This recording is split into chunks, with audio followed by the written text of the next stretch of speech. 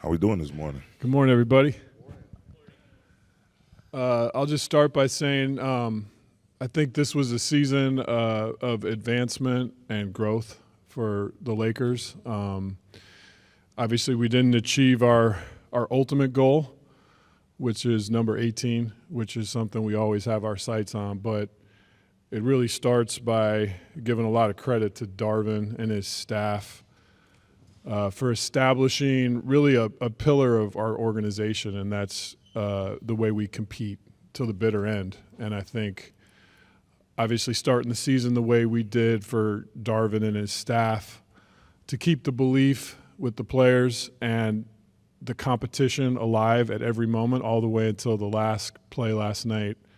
This was a team that competed to the bitter end, and I think that's something as an organization that we owe to our fans. It's something we demand out of our players, and it really starts with our head coach and leader and the qualities he's instilled. So, again, I think the way I would characterize this season is advancement and growth towards our ultimate goal, which is number 18.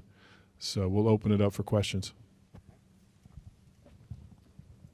Hey, Rob, if I could start with you, just thinking about this season and the players that you had that emerged and grew as you look to the offseason and consider, what's out there, how much would you prioritize continuity and keeping together part of what you've seen have a certain level of success from this season? We're incredibly proud of this group, obviously, to get to the Western Conference Finals. I think, after the trade deadline, we had one of the top records in the league. I think keeping that continuity is going to be very important. We ultimately got knocked out by a team that has great continuity. They've got a group of players that have been together for several seasons, and it shows in the way they play. But that's a high priority for us. We feel like we've got a group of special players in the locker room. They enjoy playing with each other. Darvin enjoys coaching them. We know there's more growth and improvement in that group, especially if we get a training camp together. So I would say it's a high priority to keep our core players together. Guys, for both of you, LeBron last night clearly tired, hinted at the possibility of retirement. What was your reaction to what LeBron said last night? And obviously, how do you move forwards if that is up in the air, I guess? Coach and I will speak to LeBron in the coming days. We all know that he speaks for himself, and we'll look forward to those conversations when the time is right. But, I will say this. LeBron has given as much to the game of basketball as anyone who's ever played. And when you do that, you earn a right to decide whether you're going to give more. And I think sometimes we put athletes, entertainers on a pedestal, but they're humans. And just like us, they have inflection points in their career. And our job as a Lakers organization is to support any player on our team if they reach a career inflection point. And LeBron is surrounded by incredible people, his family first, Savannah, his kids.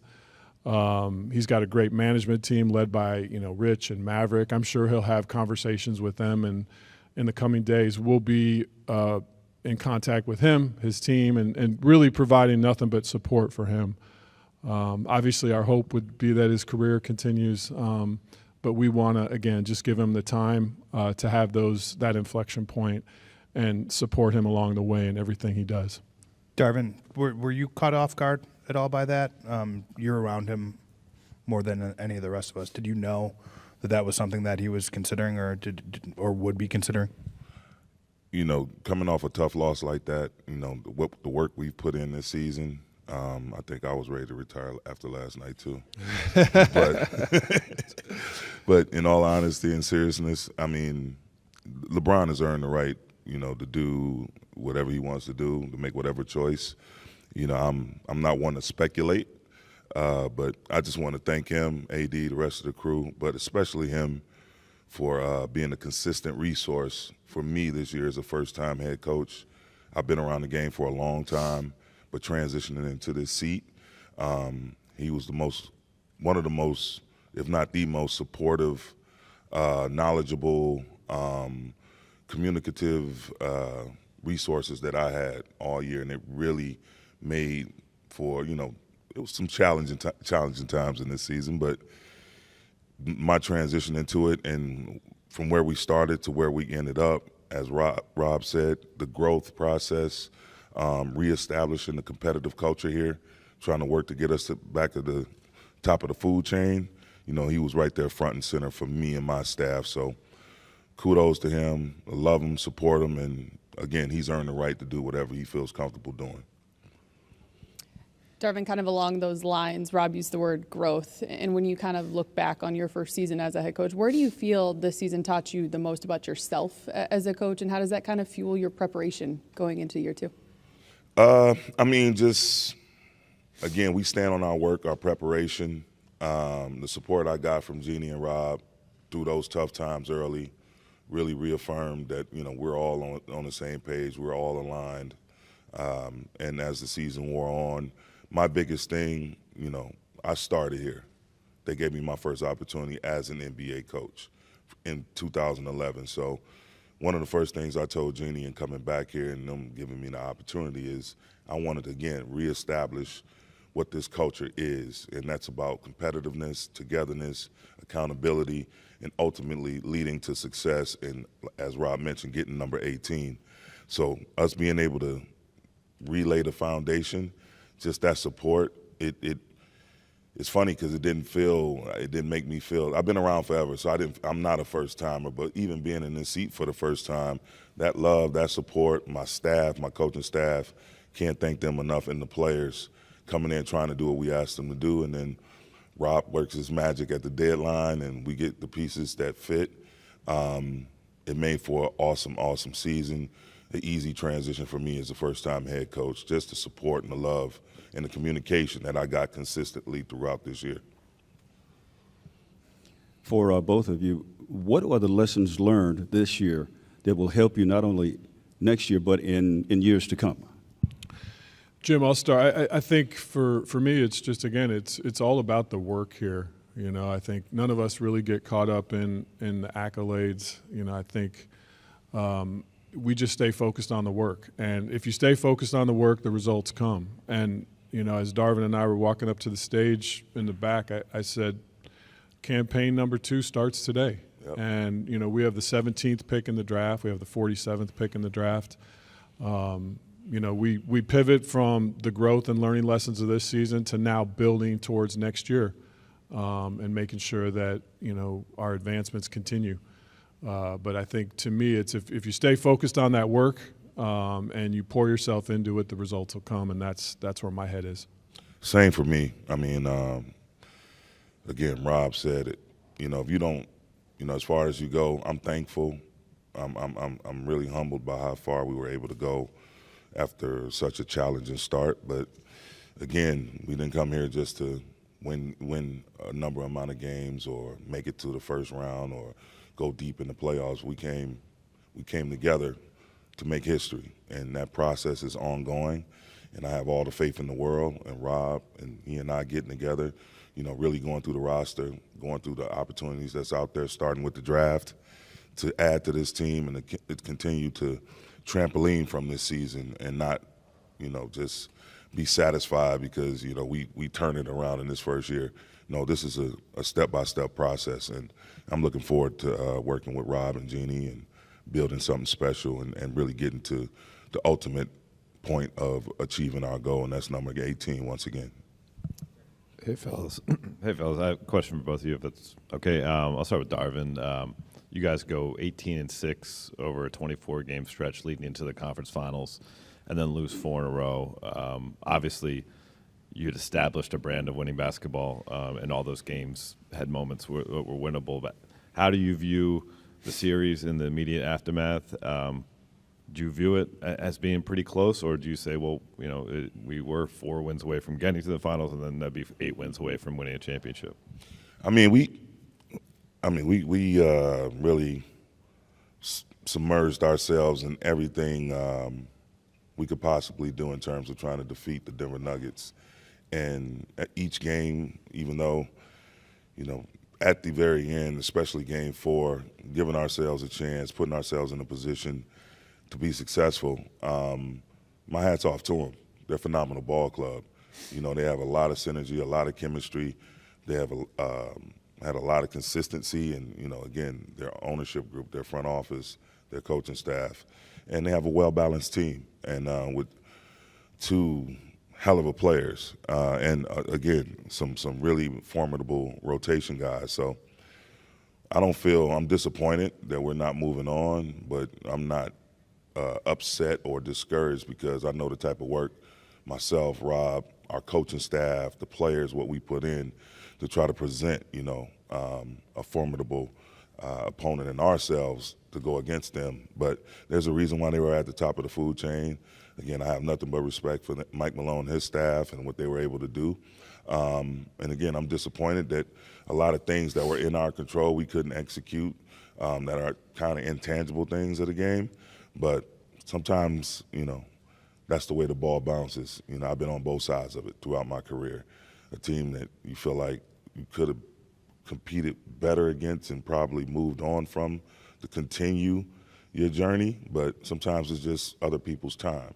And this year it's their time, and I'm not, saddened to say that, or, I'm a humble guy, man. I just call it like it is. They have a well-balanced squad that's playing at a high level, and we did our best. We put our best foot forward each and every time we stepped out there. And we had some things that we didn't execute and just didn't quite go our way. But make no mistake about it, this is not just a one-shot deal. We're going to be around. We're going to be a problem to be dealt with. I can guarantee you that.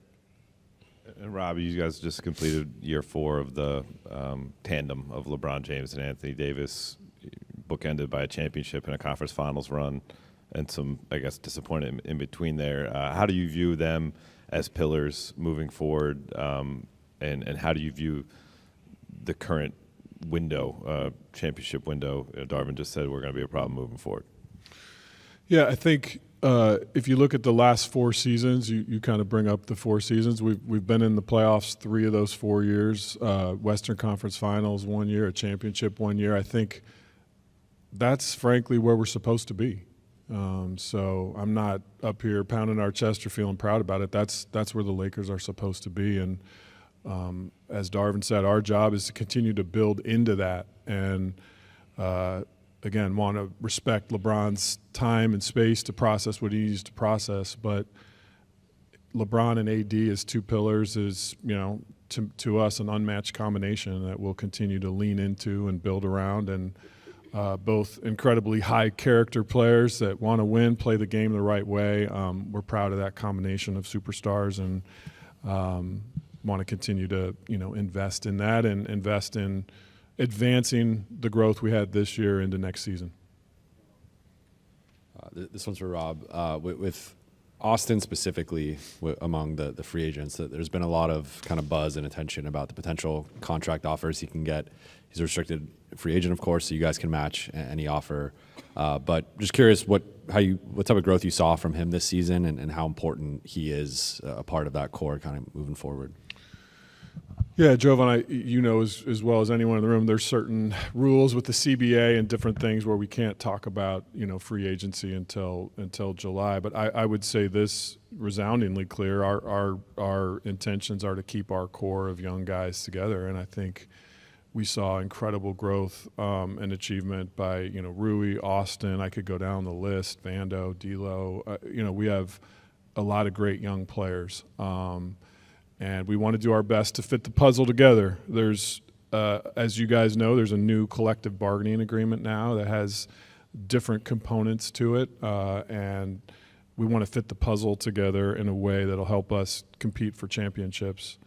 Austin in particular had an incredible year. I think he defines really what's at the heart of playing for the Lakers. He's a selfless, team-first guy. He lives in the gym. He loves the big moment. He's been able to meet the big moment. I think he's a guy that, regardless of what his deal is, I don't think it's going to change him as a person. And we'll hang our hat on guys like that compete, love the game, love their teammates. I think we're proud to have him as part of this franchise. And again, without talking about specific players, we'll do our best to keep this group intact and growing and getting better each year. What's up, Darvin and Rob? How you guys doing? Rob, this is for you. Is there any sense of gratification knowing that your first-year coach kept this together from beginning to end, starting 2-10, finishing the conference finals?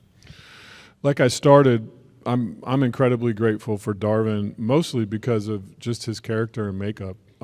We knew when we went through the interview process who he was as a man, as a husband, as a dad, and as a head coach. And we got to see that grow and prosper. And I think there's a lot of different components that make a great coach, and it's easy just to focus on X and O's. But I think when you lead with character and you get a locker room to rally around belief, that's a special intangible skill that I don't think a lot of coaches have, but that was on full display for Darvin this year.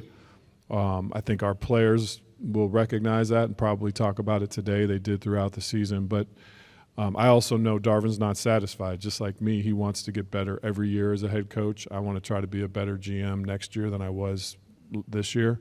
You're pretty damn good this year, Rob. Love you. Thank you for the kind words also.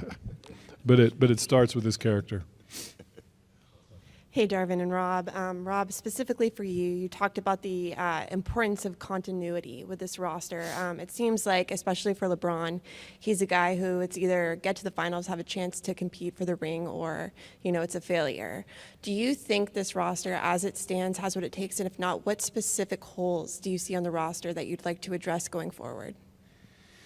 Yeah, I do. I think there are components on our roster that clearly worked. I think if you look at just the analytics, again, once after the trade, coming together as a group, we were one of the best teams in the league. And I think in this Western Conference Finals, as Darvin talked about, formidable opponent in the Nuggets, but each of the 4 games was highly competitive, and 2 or 3 of them, I think, went down to the very, very end, or a 1-foot fadeaway three-pointer in a couple of the games where they could go either way. So we were on the doorstep of potentially the NBA Finals, and in the NBA Finals, anything can happen. So I think there's proof in concept that this was a really good team.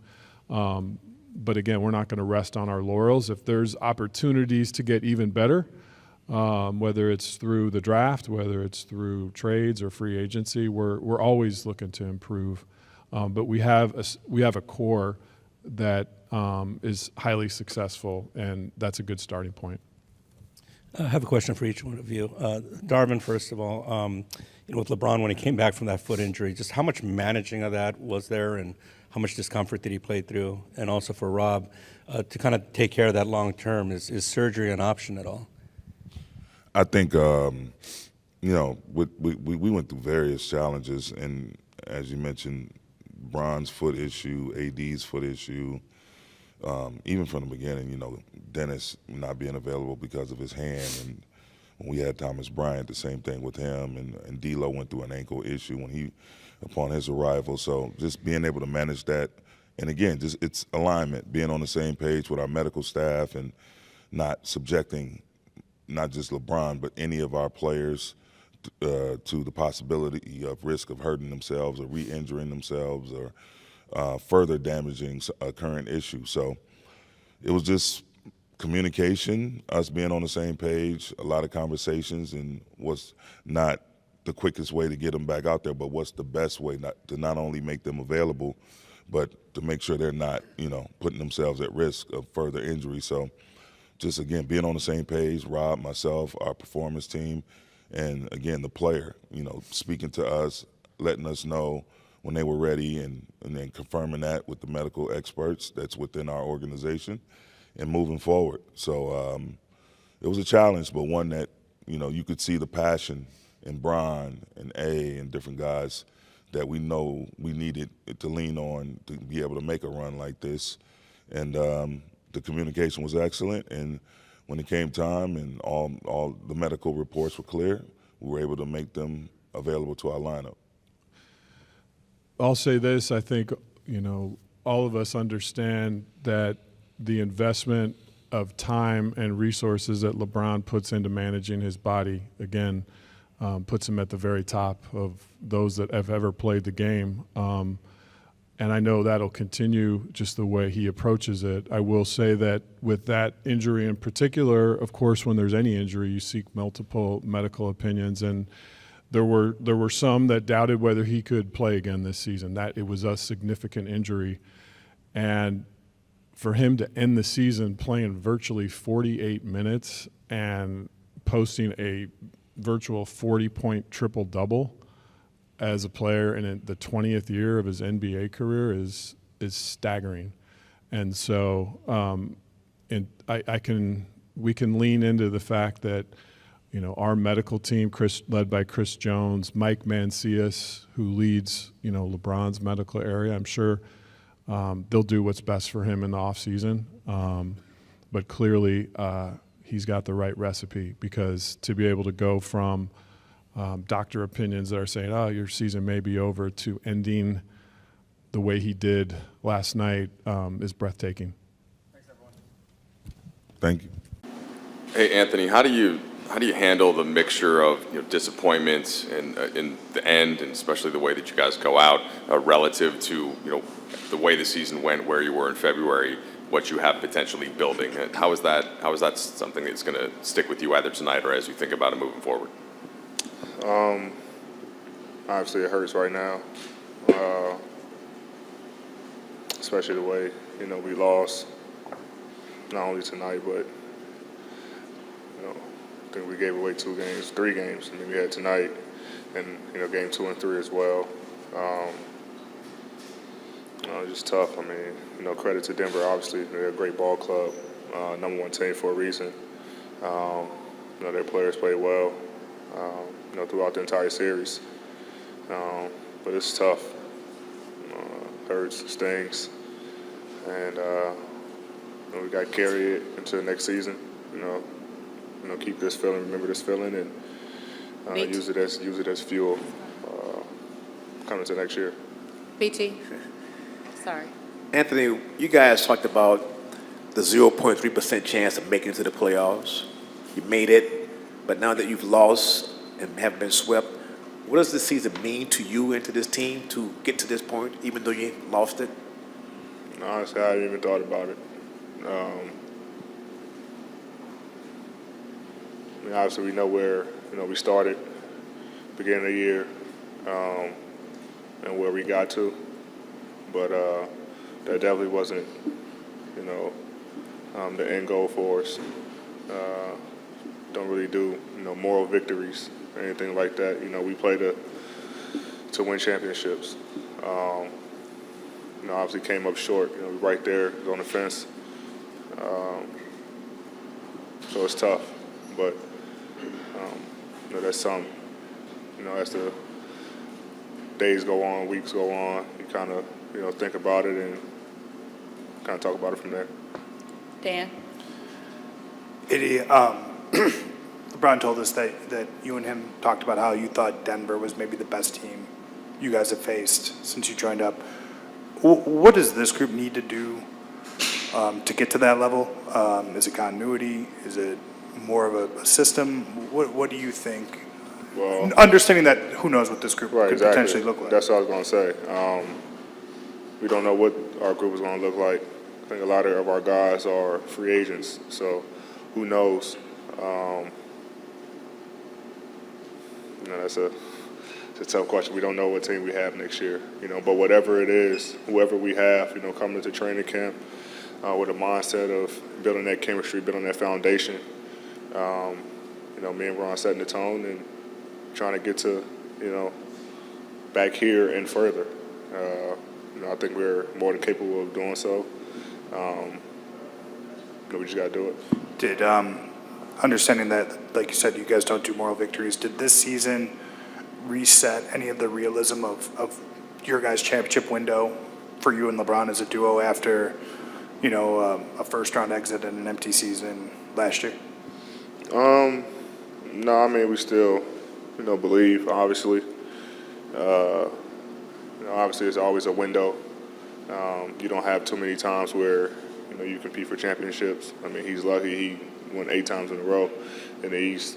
You know, I have to do a better job of helping him out in that regard. For myself, my own, you know, self-looking into the mirror. But yeah, we know the window is always small, you know, and I mean, obviously he's not getting any younger. This is why this was so important, to both of us. And it hurts that we didn't get it done. But, we regroup, figure out ways we can be better, figure out ways I can be better, more consistent for our ball club. And, we come back next year, ready to go. Jovan. AD, along similar lines, I feel like there'd been some public doubt about you and LeBron and how far you guys could go as a group with the way the last couple of years had gone. With obviously wasn't your goal of winning a championship, but making the Western Conference Finals, having the turnaround that you guys had. Do you feel like you kind of reaffirmed that as long as we're both healthy, we're a contender, we can go far in the playoffs each and every year? For sure. And the last two seasons, not including this year, either I've been hurt or he's been hurt or we both been injured. So, for the most part, we were healthy, through the second half of the year. And we were able to, make it all to the Western Conference Finals. Obviously, it's not, like I said, it's not the end goal, but we believe that both of us together is a dominant force. And you plug guys around us and we can make it happen. So, we believe that we don't really look for, any support outside of anybody, outside that locker room and in the front office and the organization. We believe, and that's all that really matters.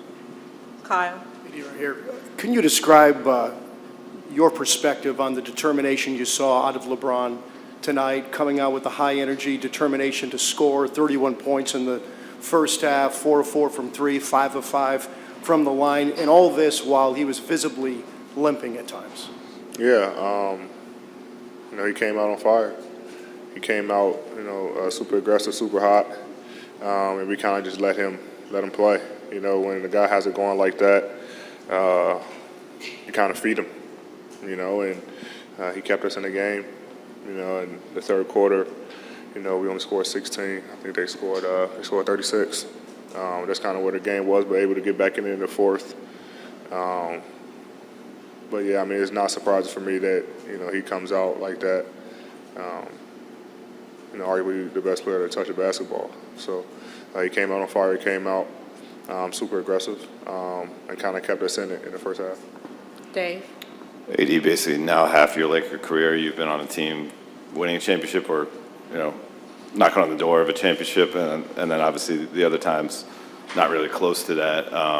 How do you view moving forward into next year? LeBron mentioned only less than a handful of you guys are actually under contract, but there are some options with this group. And do you feel like the franchise is in the right place to have next year be knocking on the door again? Yeah, like I said, coming off of a season of, not making it to the playoffs, and then come back when didn't really have a chance and making it all to the Western Conference Finals. We're definitely trending in the right direction. Like I said, we don't know what the roster looks like next year, but I think the guys that came in the second half of the season, played well for us and also helped us into this situation. The guys that were here before just kept fighting through all the adversity that we had. Starting with a slow start and everything like that. So, we're trending in the right direction. Obviously, the goal is to win championships, and we want to be not just knocking on the door, but actually get it done. Walk through the door. So. That's our goal. That's our goal every time we step on the floor for training camp. And I'm 100% sure that'll be the goal next year. George. AD, a couple of questions ago, you talked about how you could be more helpful to Bron or whatnot. You had some incredible stretches, obviously, during this season. What could you do to be more helpful? What specifically do you think you can help and work on this offseason?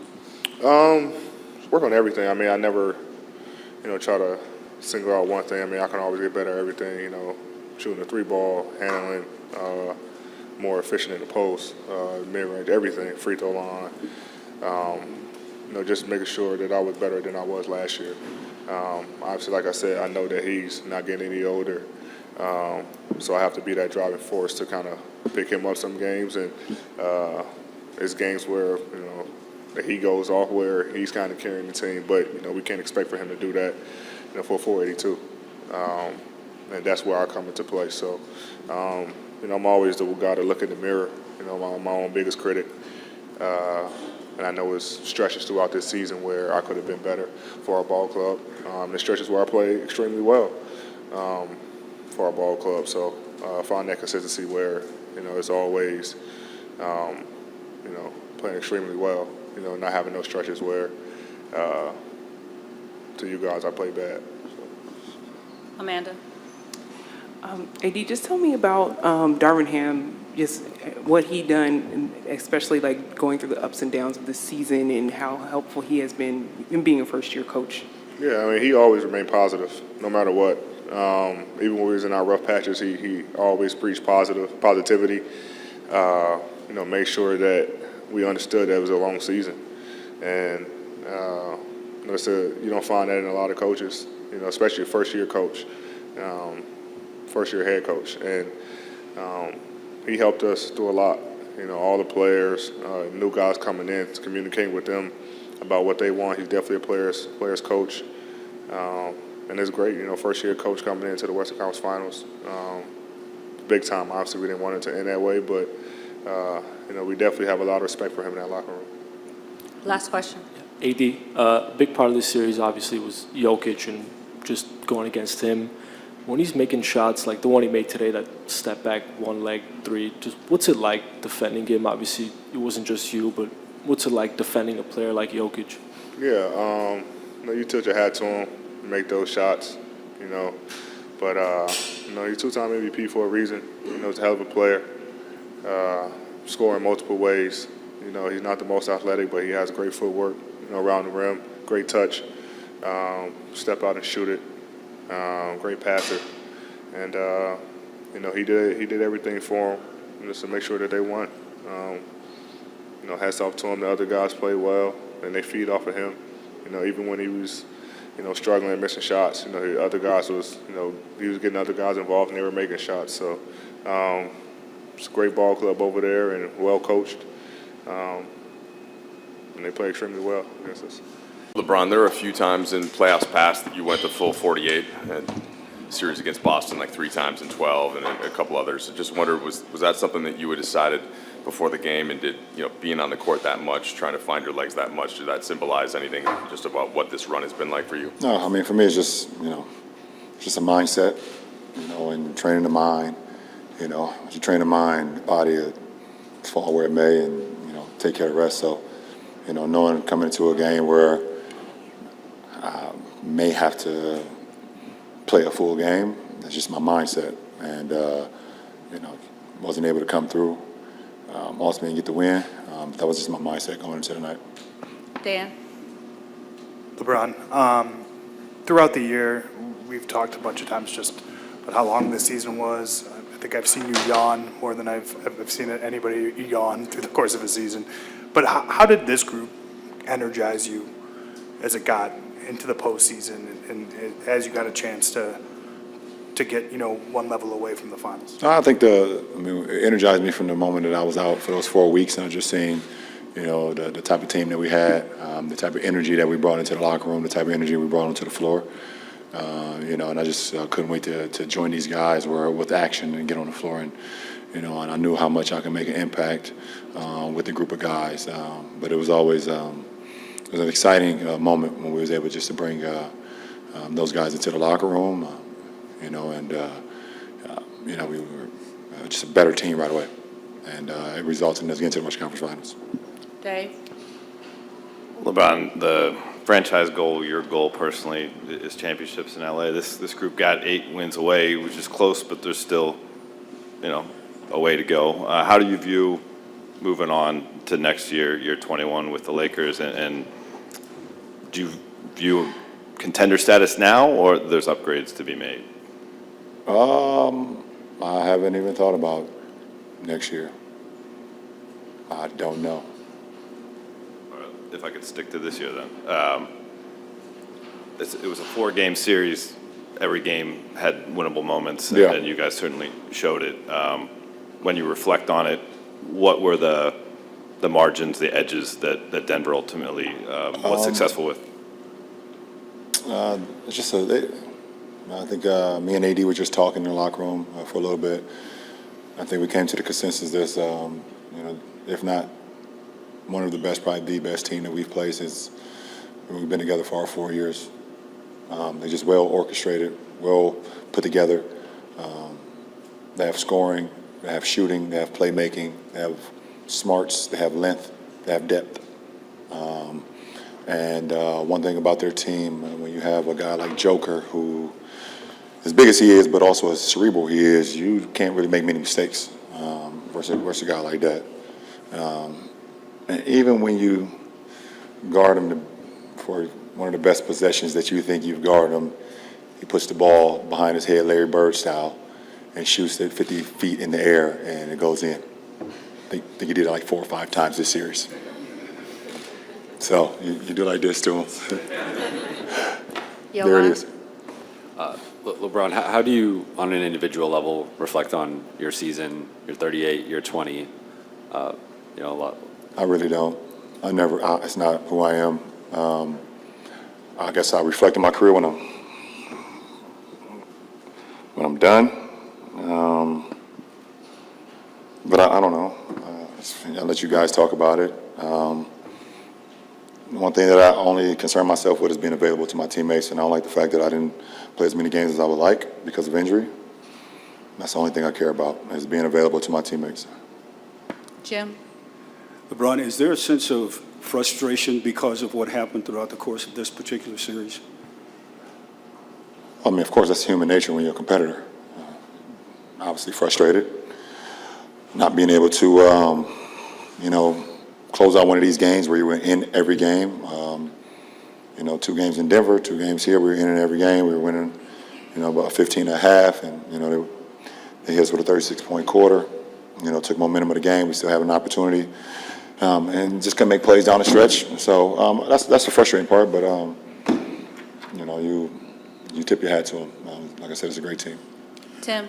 LeBron, how do you balance the disappointment of a missed opportunity, but also look at this roster that's kind of reloaded and has potential for even greater things next year, potentially a championship roster? How do you balance the disappointment, but also the hope for next year? I don't know. Like I said, I haven't begun to even think about next year. We had a great run, but, we fell short of our goal. And our goal is to win championships. That's what this franchise is about, and we fell short of that. So that's disappointing. Malika? LeBron, I'm curious if you could walk us through, the day starts with Carmelo Anthony, someone who you are very close with and your contemporary, announcing his retirement, and then you getting ready to play in a Western Conference Finals game as sort of the last man standing, if you will, from that class. What was that like for you? Well, I kind of knew the announcement was going to happen because I shot the video a week ago that you guys seen today. So people will probably think I'm lying about that too, huh?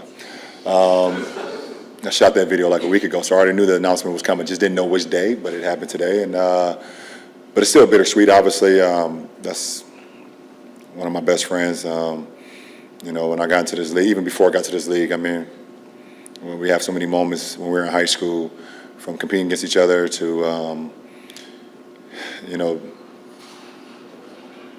sitting outside of a hotel room, at 2 or 3 o'clock in the morning on the steps of a hotel, and just talking about our journey up until where we were 17. I was 16, he was 17, and what we could possibly do going forward, what we could possibly do for our mothers, what we could possibly do for our families if we just continue to stay focused. I believe we was a driving force for one another. We were locked at the hip since high school.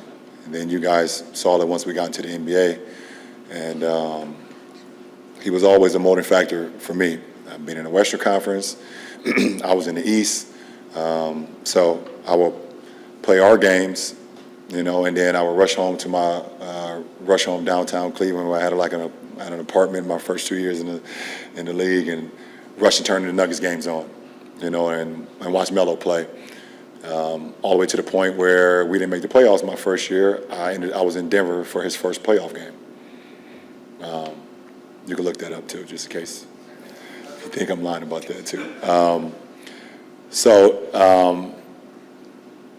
Definitely just a bittersweet moment today to see one of my great friends. I'll never like to say call it quits. I mean, just to say that, you know, it's an amazing run, an amazing accomplishment, an amazing career, and you know, we always will be joined at the hip no matter what. LeBron, what, if anything, did Joker prove to you during the series? Say it again? What, if anything, did Joker prove to you during the series? Nothing. I know how great he is. I know how great Joker is. Certain guys in this league that play the game a certain way that I like to play the game as well, and he's one of them. Where you are always off balance when you guard a player like that because of his ability to score, rebound, shoot. He sees plays before they happen. There's not many guys in our league like that. So you already knew you was going against a beast once the series started. And not only just about his game, everybody gets cracked up into his stats, but I don't think a lot of people talk about like this part of his game. Well, maybe it's not talked about because a lot of people don't understand it, but I do. He's special. Last three, we'll end with Chris, Tanya, and then we'll end with Melissa. Chris Haynes, TNT. Brian, how confident you are with this roster going into next year as far as being able to say that you believe you guys will be back and not just be back, go further? Well, I mean, if I'm not mistaken, I'm not quite sure what the roster will look like next year. I think myself, AD, Max Christie. I think Vandal has a team option or player option, something like that. I don't know who else. I mean, the roster's not set. You know, obviously that's Rob in the front office. They're going to figure out the best way to put this team together going forward in the fall. But it's not like we have a team full of multi-year guys that's stuck in the contract right now. So I don't. We'll see. Tanya? There was a video making the rounds of you shooting before the game, a while before the game, and they were doing a rehearsal for the trophy presentation on the court. Did that motivate you at all, or annoy you, or did you have any reaction to that? Yeah, it was a little motivating factor for me tonight. Melissa, last question. Hey, Bron. Obviously, all-time scoring record, another season where you essentially defeat Father Time again. On a personal level, how would you evaluate the season that you had? Yeah. I don't know. I mean, I love to play the game. I love to compete. I love to be out there for my guys, my teammates, wherever I have that particular year. I think it was special in the fact that having a first-year coach and a first-year coaching staff to be able to take them to the Western Conference Finals. I think that's dope for Coach Ham and his coaching staff going forward. That's pretty amazing. For me, I mean, it's all about availability for me and keeping my mind sharp and things of that nature. Being present on the floor, being present, locker room and bus rides and plane rides, things of that nature. But it's challenging. It's challenging, for sure. It was a very challenging season, for me, for our ball club. And obviously, we know what went on early on and whatever the case may be. But it was a pretty cool ride. But I don't know. I think it was okay. I don't like to say it's a successful year because I don't play for anything besides winning championships at this point in my career, and I don't get a kick out of making a conference appearance. I've done it a lot, and and it's not fun to me to not be able to be a part of getting to the finals, but we'll see what happens going forward. But I don't know. I got a lot to think about, to be honest. And just for me personally, going forward with the game of basketball, got a lot to think about. Hey, Malik, kind of a up and down experience, I know for you personally since you got here, but how would you kind of assess your time with the Lakers and obviously your contract situation with the team option? What do you expect moving forward? So first things first, I just want to control what I can control, whether that's here or anywhere else. So just have a great summer, work on the things I need to work on. From a standpoint of view of the season, I think I had a great opportunity to play for the Lakers, turn the season around by going 18-8 after All-Star break, and then playing in the playoffs. I'm just very thankful to have that opportunity, and I had some ups and downs, but at the end of the day, we changed the culture. The three guys that came with me, Vando and D'Lo, we changed the culture. So that's our main focus.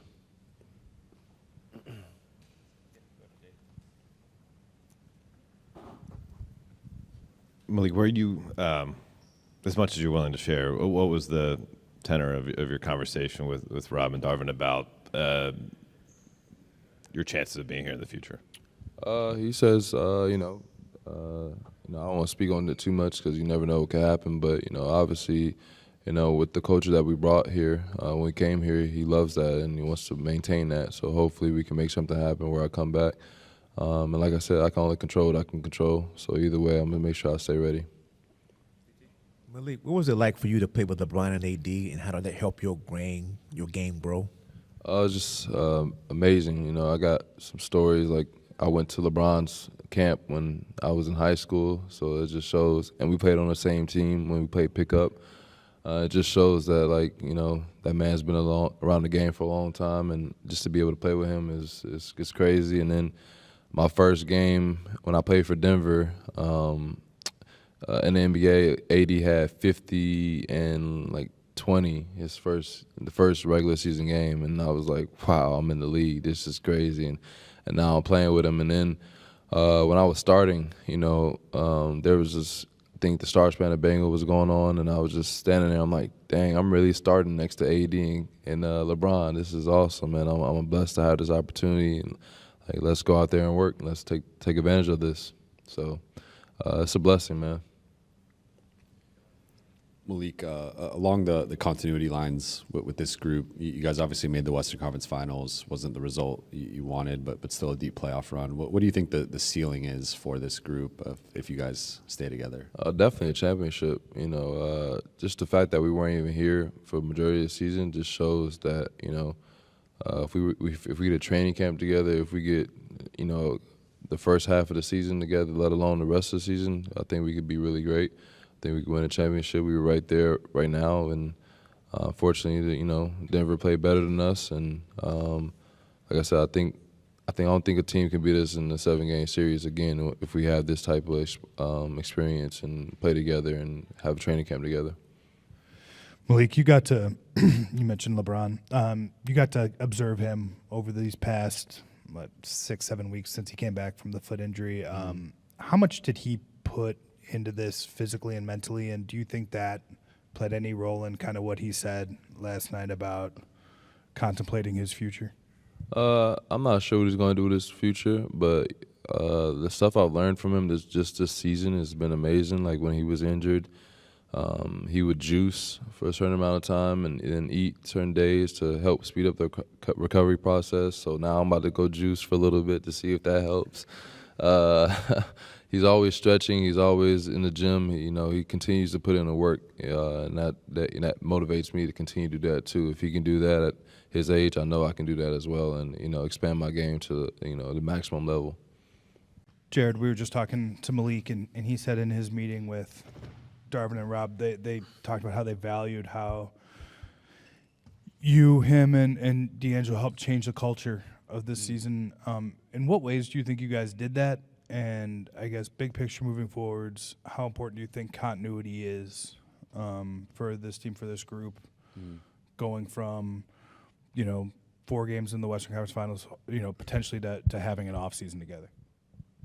I think when we got here, we brought energy. We brought, we kind of just instilled how they wanted to lay the foundation here. With just energy, hard work, and continuity.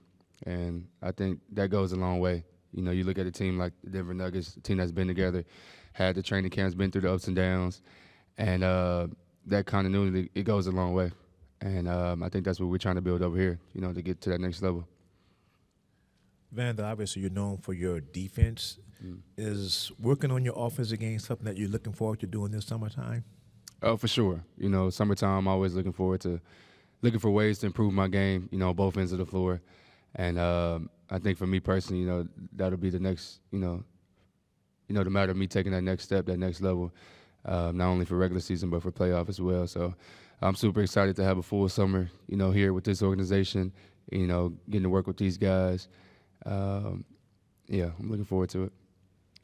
Vander, that said, obviously rounding out your game is part of it being professional every summer. But when we first many of us first saw you play for the Lakers was in Golden State, and you were flashing some of those kind of big point guard skills, but the role you were asked to play was not that. And while it was, I guess, a more minimized expectation, it kind of maximized your impact. What did you learn about fitting in to the structure of a team through the role that you played this year and all the success you guys had? I think about, a big part of being a professional is just, being able to play your role and being a star in your role. Obviously I think I'm more than capable of doing more on that end, but, for this team, it didn't call for me to do that. We have a lot of talented guys on that end. And for me, my main focus is just, locking in on that defensive end. So obviously those first couple of games, we were down with, no LeBron. And so having our full roster, it calls for us to, lock into, more specific roles. So like I said, going this summer, I'm still looking forward to, improve my game, each and every offseason. That's the goal, is to get better, add something new to my game that, that I probably didn't have the previous year. So just being able to be versatile and be prepared for any role that I'm called upon. Vando, what was the experience like playing with LeBron and AD, and how did you feel like you fit in and complimented them, and then them also compliment you? It was great. Anytime you get to play alongside, one of the greats in LeBron and, even AD, guys of championship caliber. I just wish we had a full season, being able to go through a training camp and stuff. But that's one of the things I'm looking forward to next year, is being able to go through a whole training camp, whole season. But I think the fit was great. Us coming in, bringing some youth, some size, some energy. And I think that's what they kind of lacked to start the season. And, our youth, matched with their experience. I think it made a great mix for us, making that late season run and even that postseason run. So, like I said, I'm looking forward to having a full season, full training camp, and, getting our guys being able to lock in from day one and, just continue to build that continuity. What up? Well, it's been quite an interesting couple months here since you were traded. Just wondered how you viewed the whole process of you coming back here and what you take out of this run to the Western Conference Final as you approach the offseason now and trying to figure out the next step. Complete success. Honestly, it's been a great time. It's been a great experience. To come back and be in this position as prepared as I was, give myself a pat on the back for that one. Being able to just adjust and just get thrown into, the fire with the team and trying to figure it out on the fly and make it to the Western Conference Finals. complete success. I really can't really complain about anything besides the ball going in when I wanted it to. But other than that, I enjoyed my time, and it was what it was. Along those lines, Rob talked about a desire to keep this team's young core together. You're a free agent. What is your interest level in keeping this core together, and what do you think this team could be with an actual offseason and some continuity? I mean, I said that from the jump.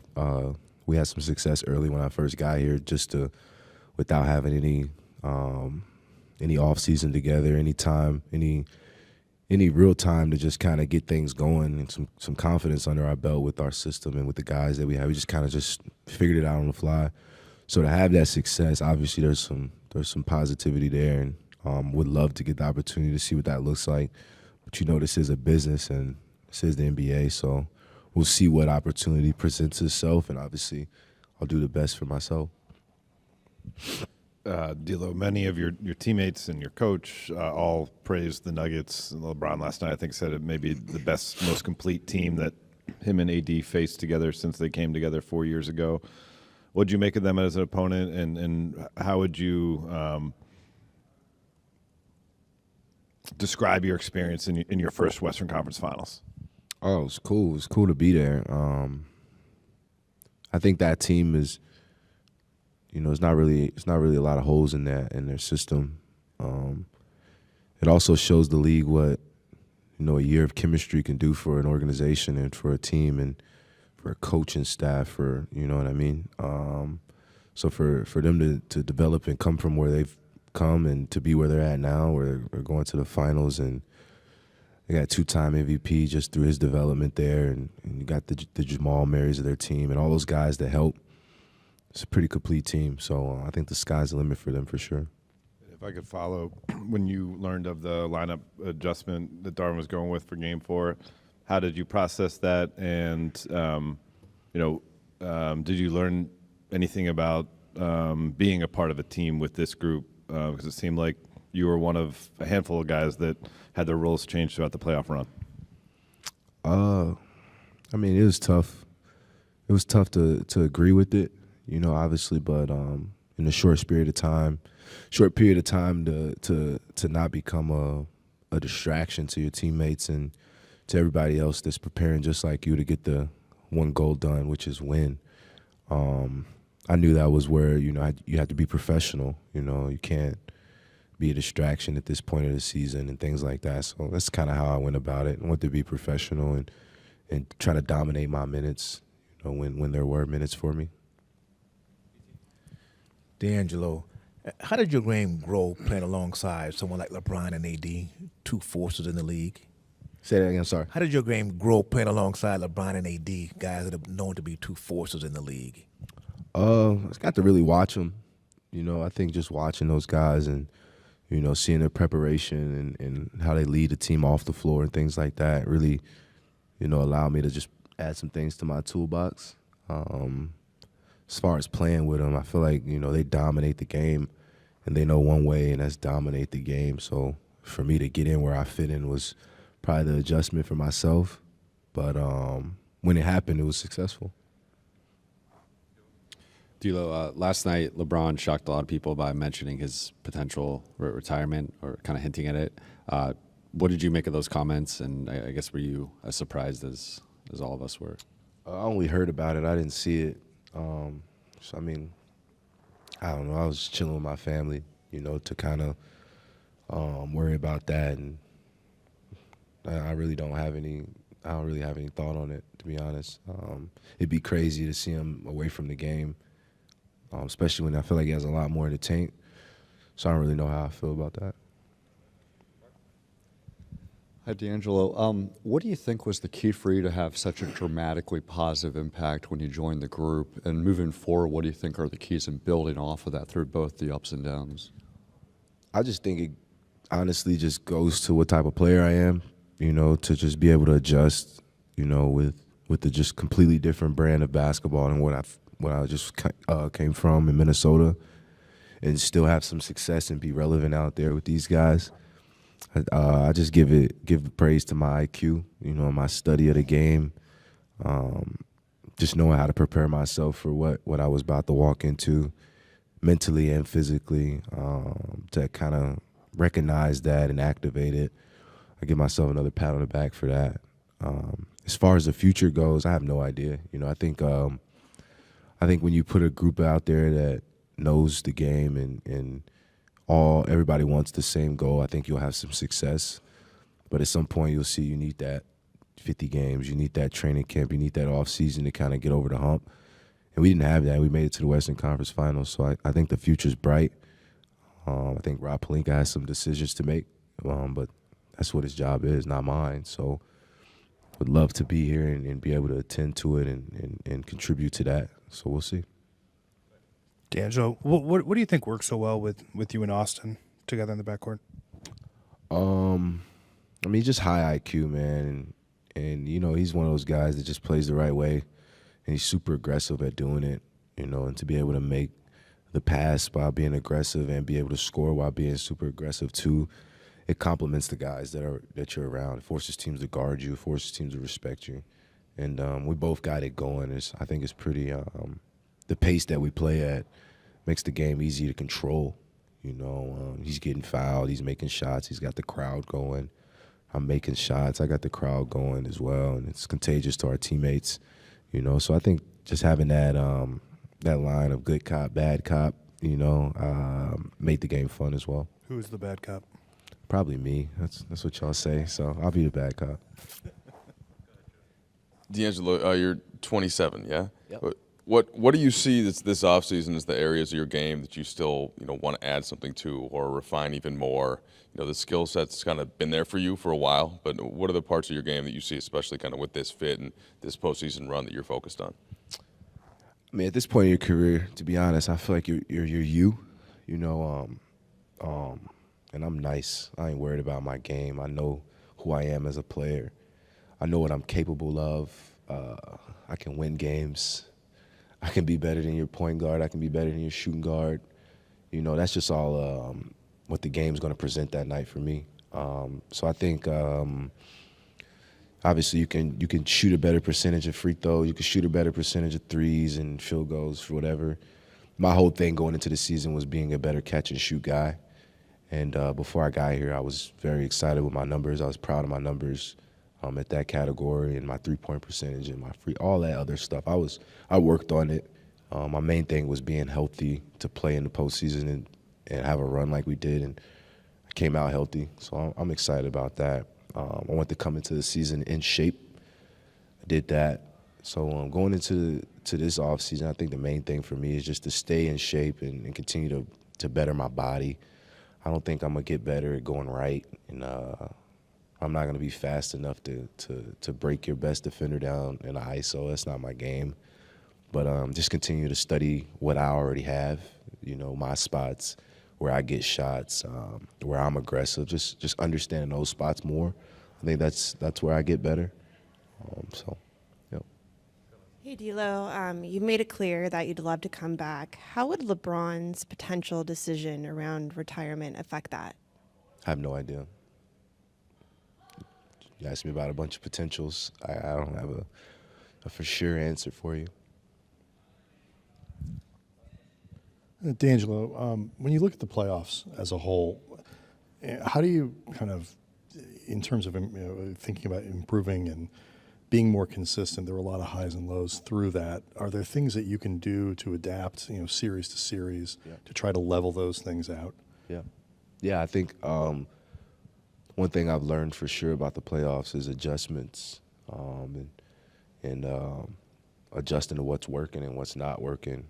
And if you're willing to make those adjustments, it's scary. It's a slippery slope because you can lose guys, you can lose the feel, you can lose a lot of things with making those adjustments, or you can be successful in those adjustments. So as a player, the older I'm getting, I realize that, it's hard to make those adjustments too, but that's what the playoffs is about. You got to make those adjustments to kind of have a better feel going into the next game and what's working, what's not. So I respect it. Dennis, you talked about unfinished business when you signed this deal. How did this year go for you? And I guess you're a free agent. What's your interest level in continuing with this organization? Like I said before, I try to make it right. And I think we sure did.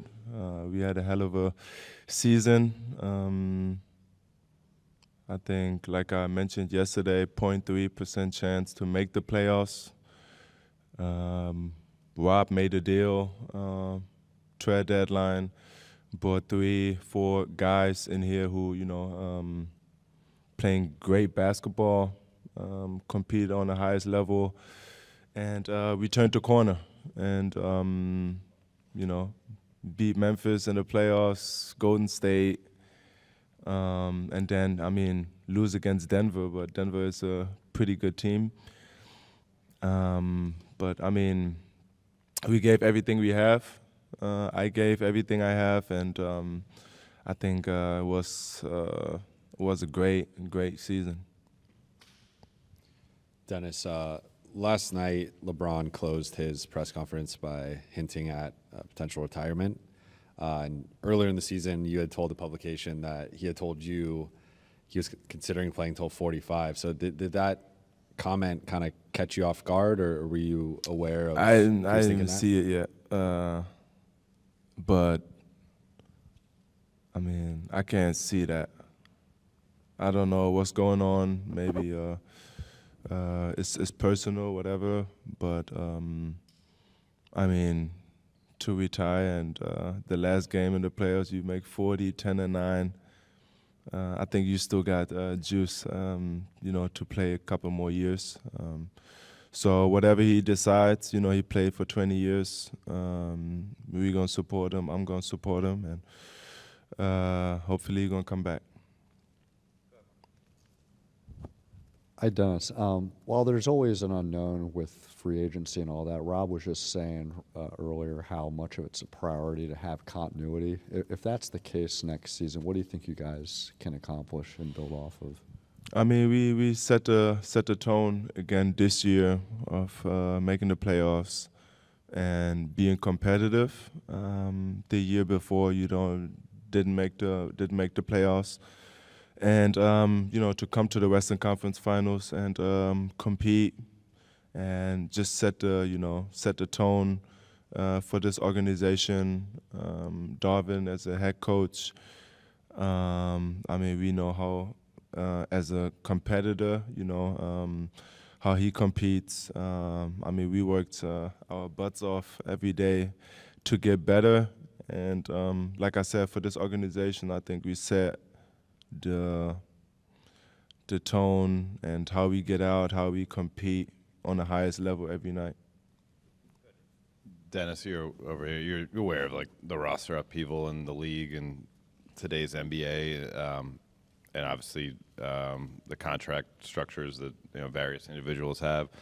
What do you think of this group as constructed? And if you were the one making the call, like Rob Pelinka, would you try to field a very similar roster next year and make another go at it?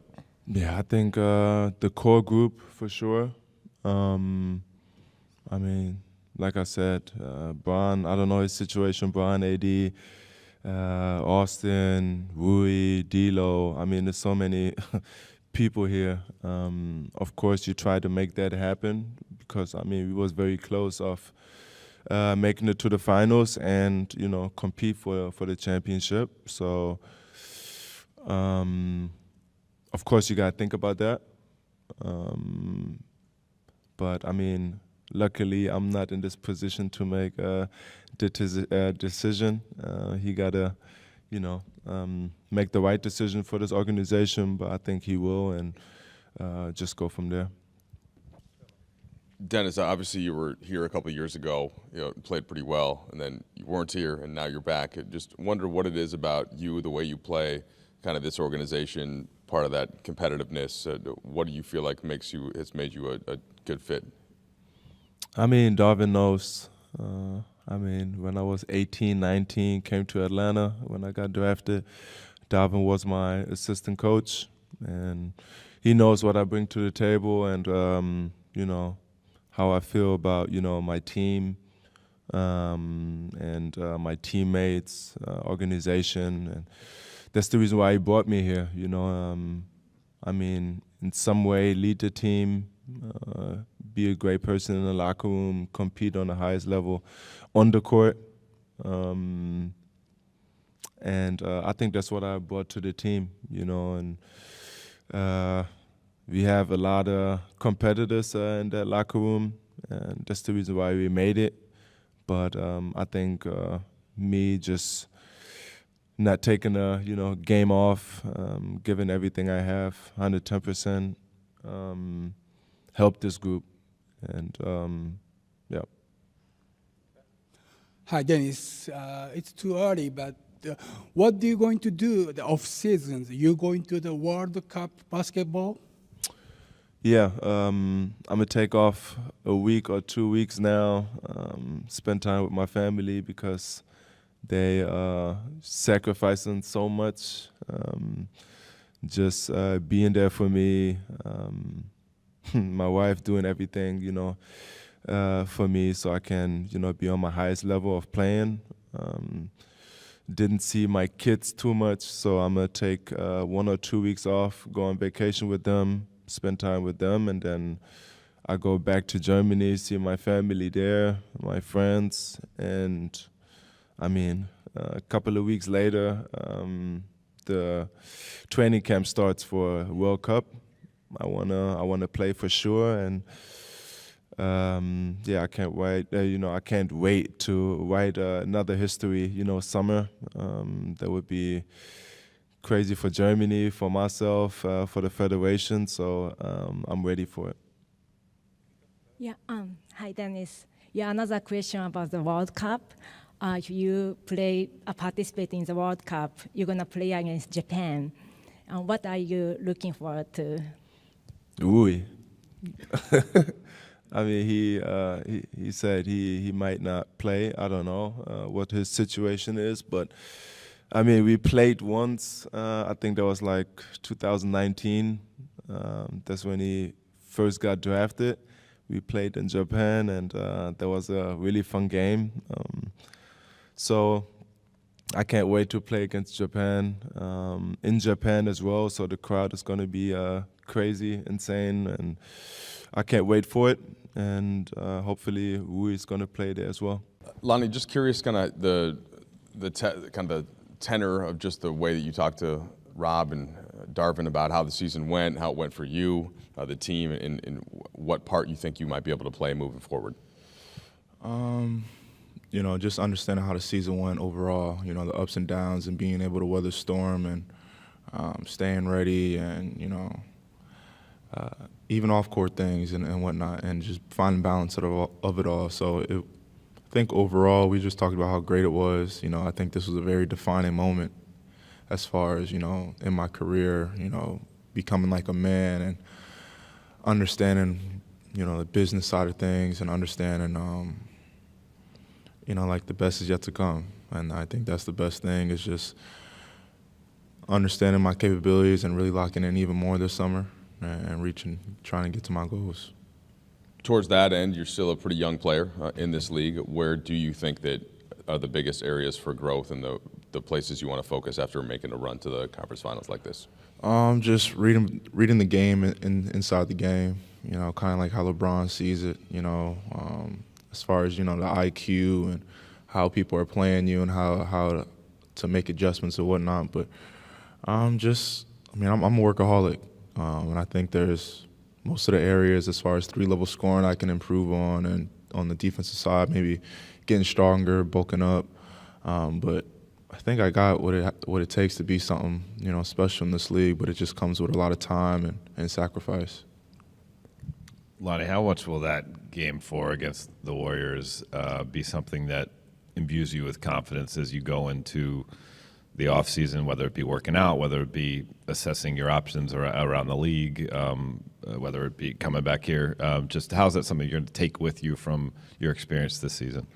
I think it showed my capabilities, you know. I mean, even in the beginning of the season, I had a flow, I had a rhythm And so to not be able to play for a month and a half, 2 months, and get back to playing against last year's championship team and playing against Steph and Clay, Hall of Famers, and playing alongside LeBron and AD, and show that I'm capable of making an impact.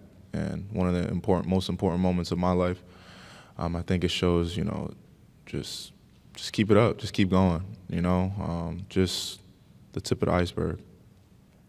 Lonnie, you played for Greg Popovich, but what did Darvin Ham show you about what he could do as a coach, considering you guys started 2-10? I think it shows, why he was a championship caliber assistant coach with the Bucks. As far as the mindset and understanding what it takes to get here. His attention to detail was amazing to be around and be able to witness. Not only that, but he was a player's coach. He was one of those guys that I firmly believe anyone can go and talk to about anything, on the court stuff, off the court stuff. He really elevated and relieved your mind, as far as, being able to talk to you and teach you things. If you wanted to watch film, he was always for it. If you wanted to just hang out and talk, he was worth talking to. So I think as a coach, he was for it to only be his first year, the chemistry on and off the court was pretty great. Lonnie, you talked about the highs and the lows, and obviously you're starting playing a big role. You suffer an injury, fall out of the rotation, then get back in the rotation and help this team make a Western Conference Finals run. I'm curious, during the lows, what was kind of the lesson that you learned that you were able to kind of use that to kind of fuel you once you got back in the rotation? That my story ain't finished. It's funny that I was saying it, because I was playing so well.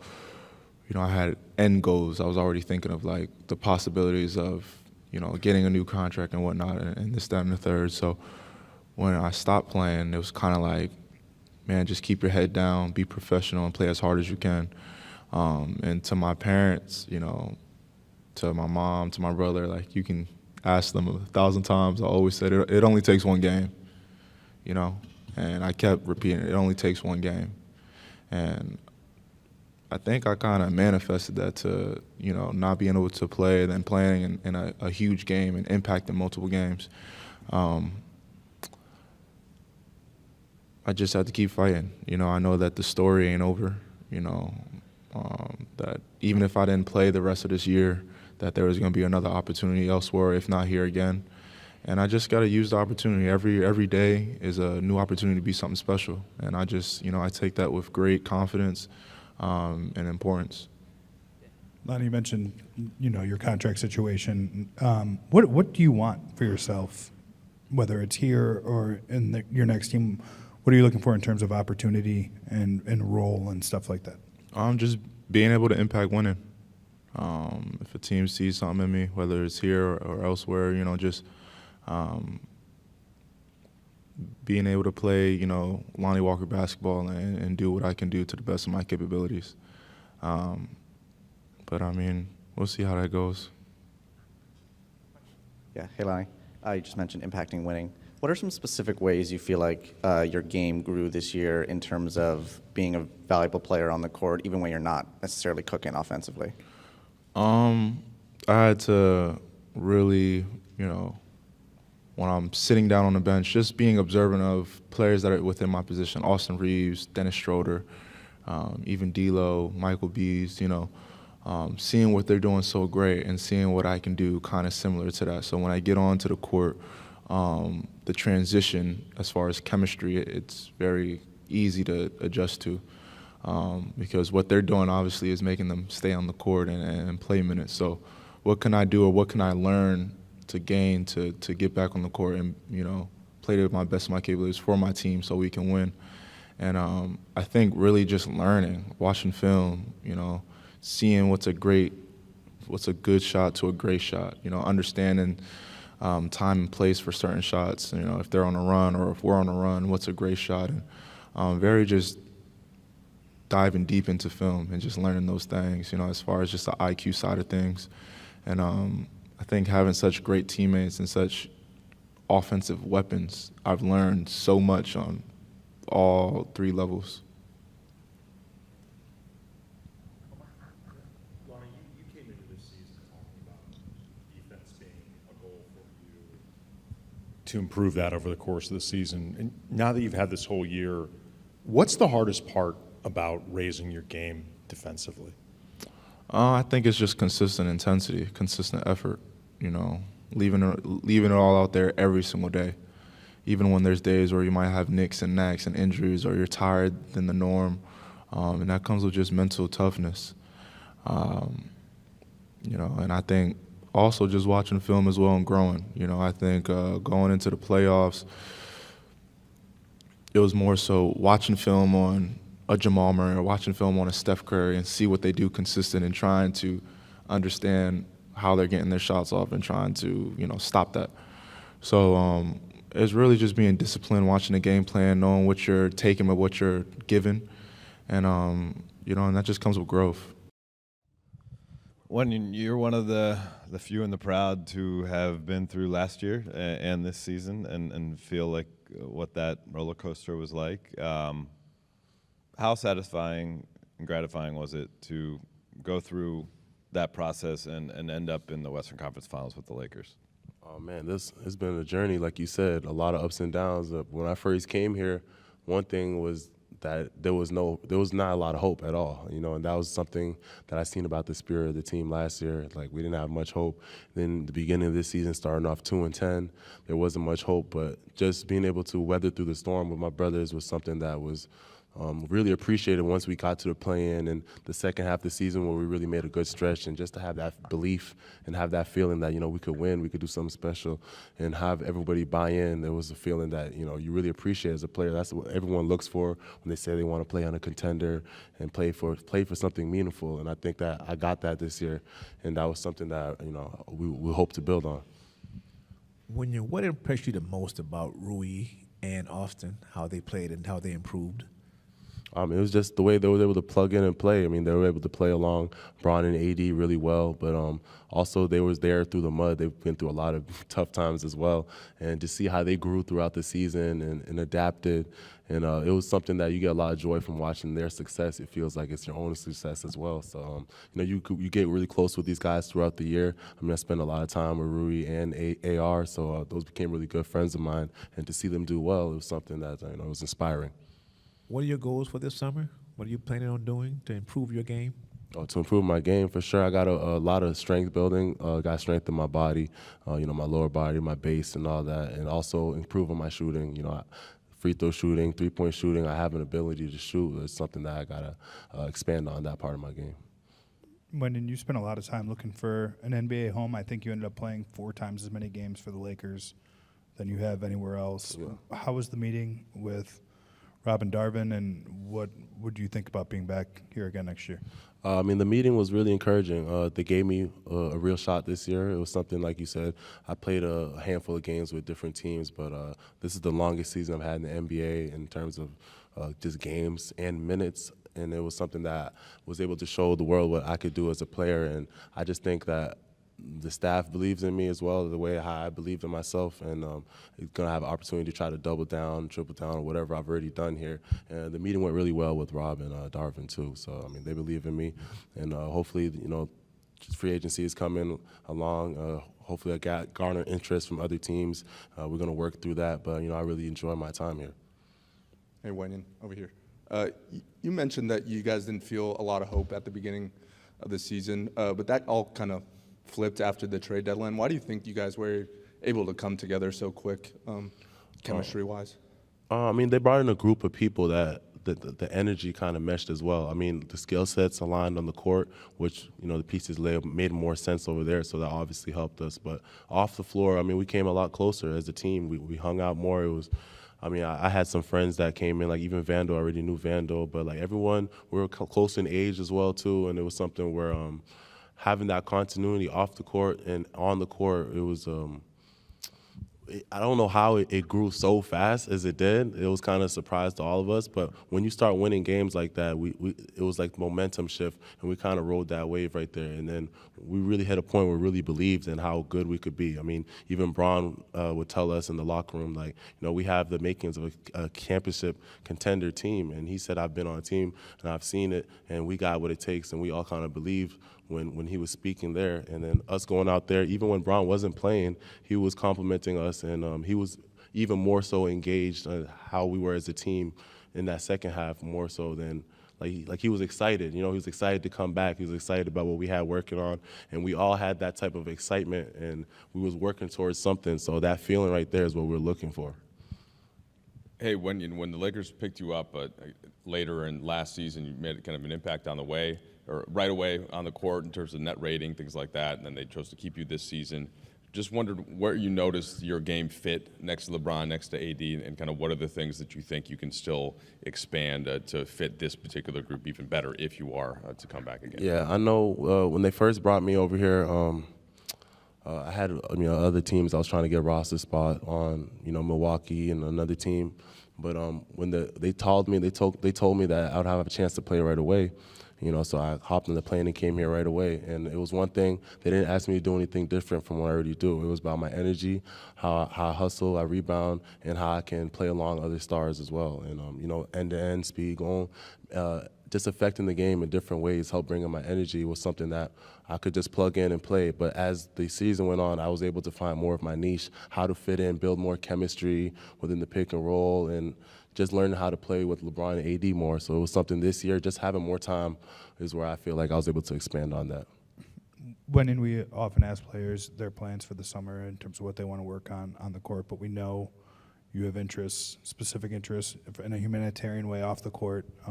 What are your plans this summer with that work, and what are you looking forward to hopefully get done there? Yeah, first this summer, like in the next week or so, I might be going to Guinea with my brother Hamidou Diallo. He's having a basketball camp over there, so I'm going to be a guest for his camp, like how I had my camp last year. And right now there's a war in Sudan, so I'm not sure exactly on when I'm going to do the camp or if I'm going to continue to do the camp in South Sudan. But I'm going to continue to build on my foundation and learn stuff from my brother's camp that he's doing in Guinea and try to bring that over to South Sudan as well.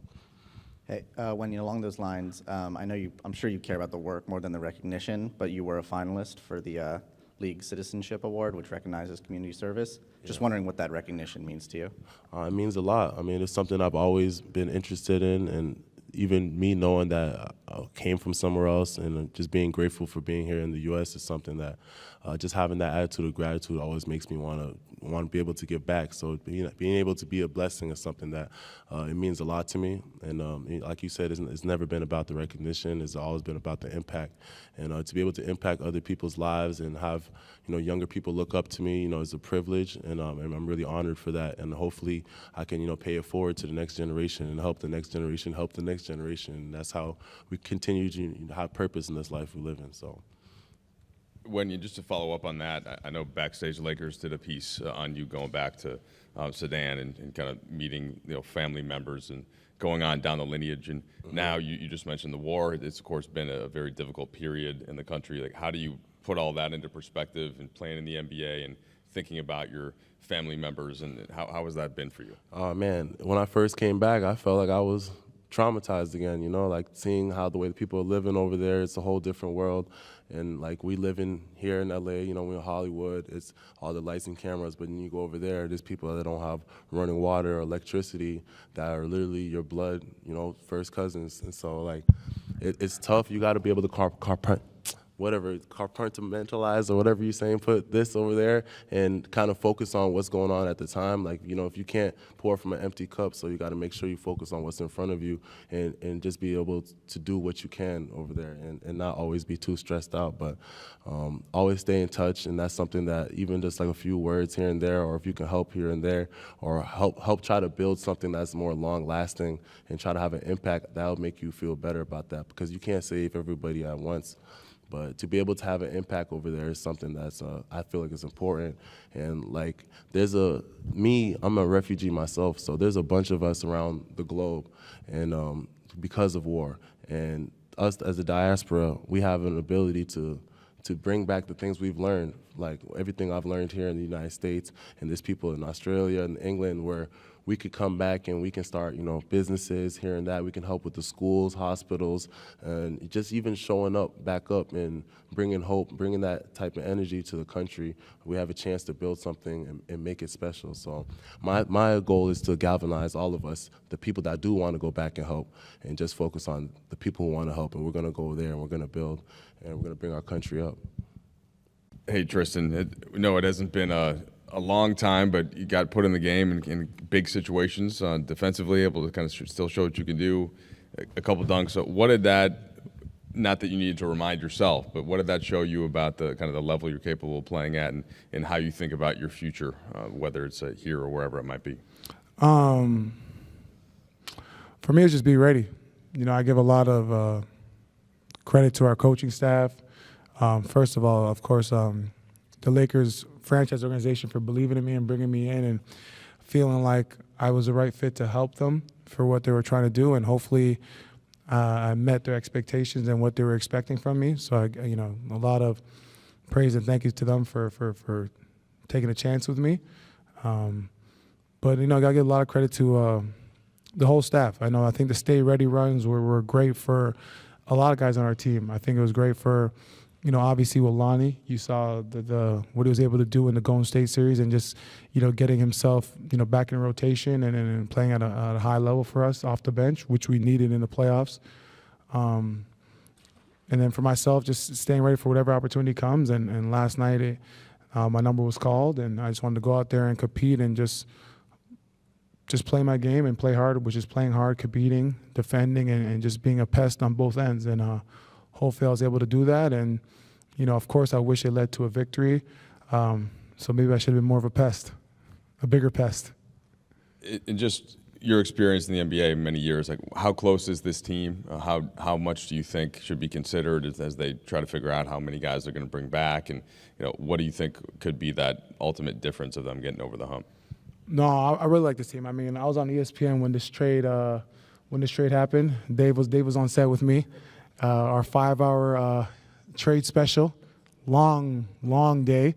But I was excited when they made that trade to bring in D'Lo, Vando, Bees, Mo. Hope I didn't forget nobody. I think that was it. Yeah. So that helped the team a lot. I think the team prior to the deal had a lot of pieces that quite didn't fit to what they wanted or expected, and I think bringing those young guys who were younger, had something to prove, and were just really good role players, or D'Lo, an all-star. So I think that helped the team a lot. It gave the team more depth, and then it helped, at the end of the day, help Bron and AD, especially with Bron going down with the foot injury. Having those guys that we made the trade for helped us put us in position to be a 7th seed and obviously get to the Western Conference Finals. So, a huge shout out to the front office for making that happen. But for this team, getting to the Western Conference Finals is of course you want to win a championship every year. But I think where this team started and where we finished is a great position to be in, especially with the amount of youth we have. Of course, we have a couple guys that are more older in age, but having that combination and guys getting better, and I think it gives guys getting this far, guys can realize what they need to work on in little areas, and hopefully, this summer we just try to all get 1% better. Tristan, you spent time with LeBron, having played with him. When you hear that he's contemplating retirement, what thoughts went through your mind? That man's one of the biggest competitors I know. Obviously, I'm never going to speak for him, but he's a competitor, and obviously give the Nuggets a lot of credit. They beat us 4 games. They're the first team to 4 wins. Best of luck to them in the finals. But I feel like even though we got swept, I feel like this team that we have, as we continue to grow together and have a training camp and keep growing more as a unit, I think this team has a chance to get back to where we are and potentially make that next step and be one of the final 2 teams of the season. Tristan, you're a young guy in Cleveland, playing in the pressure cooker almost every game. It felt consequential for 4 straight years. And and you had guys like James Jones and Mike Miller and other guys cycle through that locker room, and they who am I forgetting? Dante Jones, and Perk. Right, sure. Yeah, Perk. Yeah. And they all played a role. You kind of assumed a bit of that persona with this year's team. How important is a role like that on a team with championship aspirations, and is that something that you would be interested in fulfilling in the future with the Lakers? Yeah, I mean, I'd love to come back. I'd love to be here for training camp. Love to be part of what we're building here. It's definitely a role that I embrace. At the end of the day, I'm all about winning. And Dave, you've covered me for some time, and you've been around me, and you know my whole thing is about winning. Winning's number one. Winning trumps everything. So I'm about winning, and however I can help a team, whether it's on the sidelines, whether it's in the stay ready runs, whether it's being in the game, I'm 2 feet in for whatever the team needs. So hopefully I'm able to do that again for this team next year, because I really loved being here and love what they're building. So hopefully we can get something done. So, Mo, how did the meeting go with Rob and Darvin? Obviously, injuries impacted your time here, but with your contract situation and stuff like that, what did you guys talk about, and what are your expectations for this summer and moving forwards? Very little talk about contract stuff and the business side of it, because there's still a lot to unfold between now and late June, July. But what was evident was just how important this summer was, as far as just like staying on top of your body and doing what it takes to strengthen and condition your body to endure an 82-plus game season. I think circumstance here was unfortunate. You can do as much preventative work as possible in the off season, but if you have somebody 240-plus pounds land on your ankle in a direction that's not supposed to be in, I think you're gonna be hurt and you're gonna miss time. But Rob and D-Ham were real appreciative towards the work that I put in to try to put myself in a position to get back. High ankle sprains suck. It's not, those 3 words is not words you want to hear as far in basketball, especially for a big man. But I really put my head down during that time and really put in the work to try to get back as fast as possible so I can provide for this team like, how we all envisioned. But the body needs what the body needs.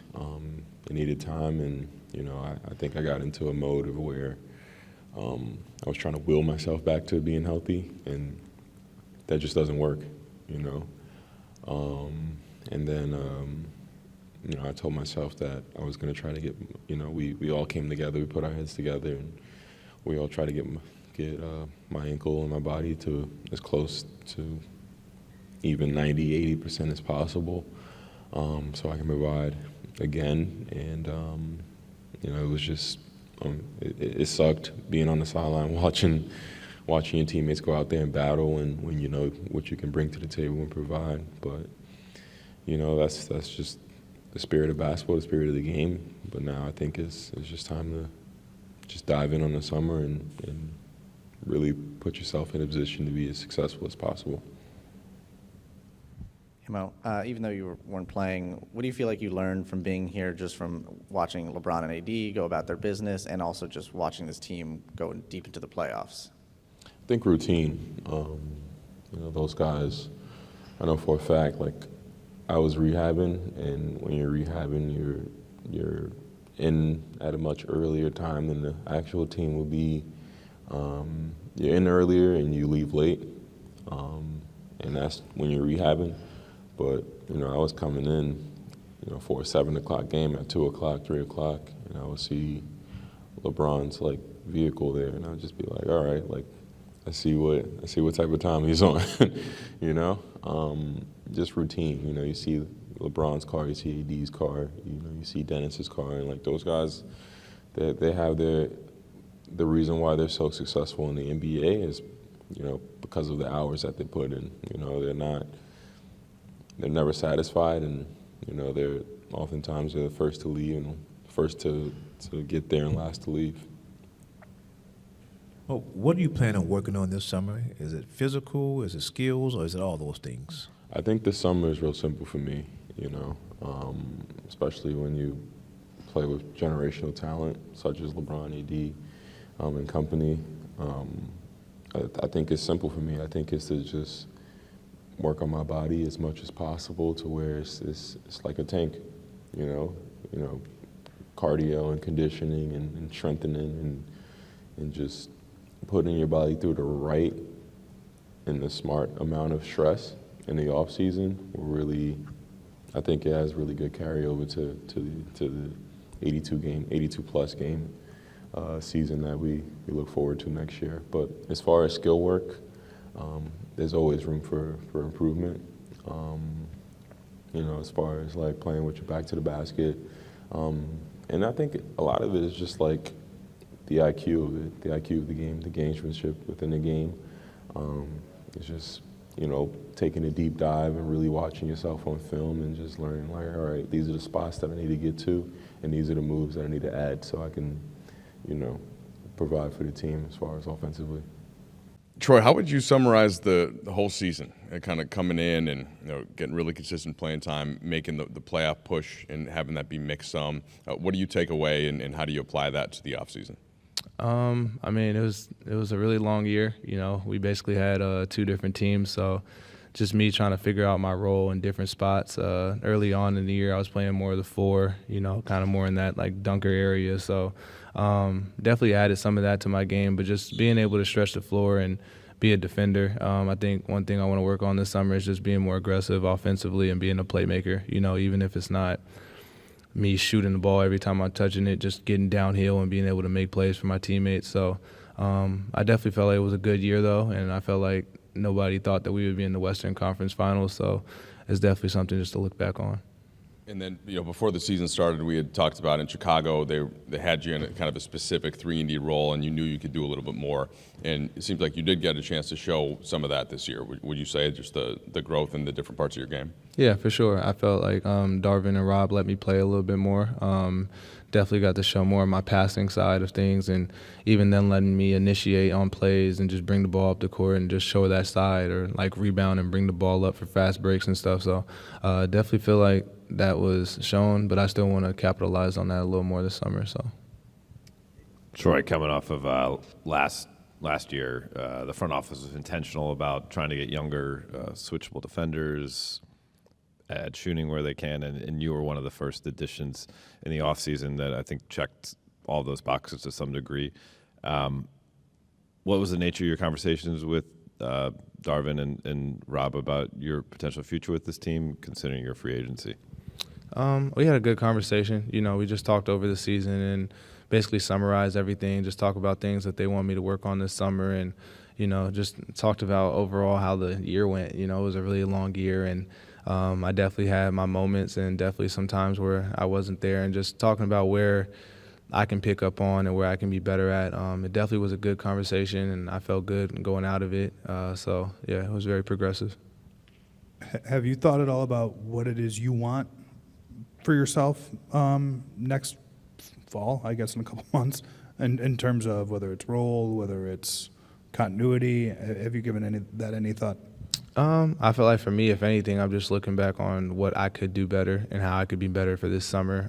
Just right now, just starting the process of watching film, especially like during the playoffs and seeing where I could have been better, and just times in the year where like I feel like I could have been more aggressive, or plays could have been made, or defensively could have been better. So I feel like that's where I'm at right now, and then I'll let everything else happen on its own. What was your reaction to what LeBron said last night at the end about potentially his future, talking about retirement? I mean, you were around him all year. Did you sense that from him ever?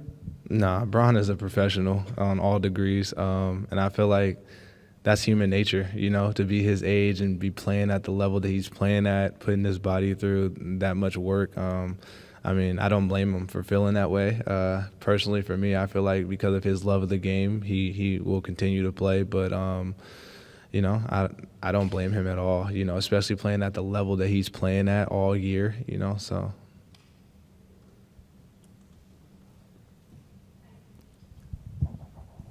Hi. Yeah. You play with Rui when he was a rookie in Wizards. What was biggest difference from that Rui and this Rui? I saw a lot of growth from Rui.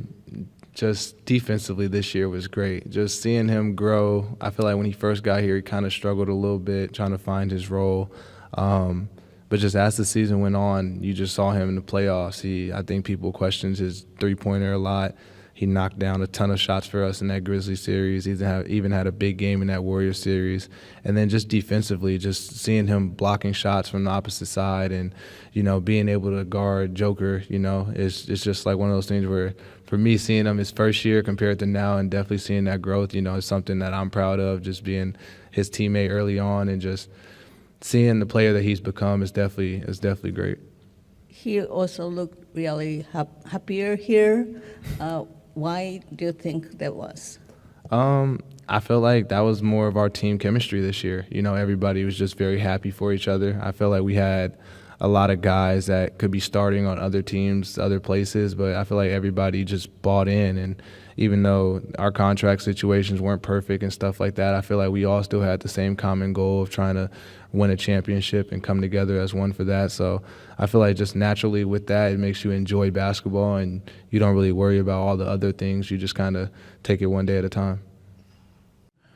What are your plans for the summer? Will it be playing in the summer league, and what have they told you they want you to work on? I'm certainly planning to play in the summer league. That's for sure. I want to make sure I'm keep getting my feet wet, and make sure I'm just getting as much playing experience as I can. In terms of things to work on, really just everything in general. Just keep stacking good days, working on my fundamentals.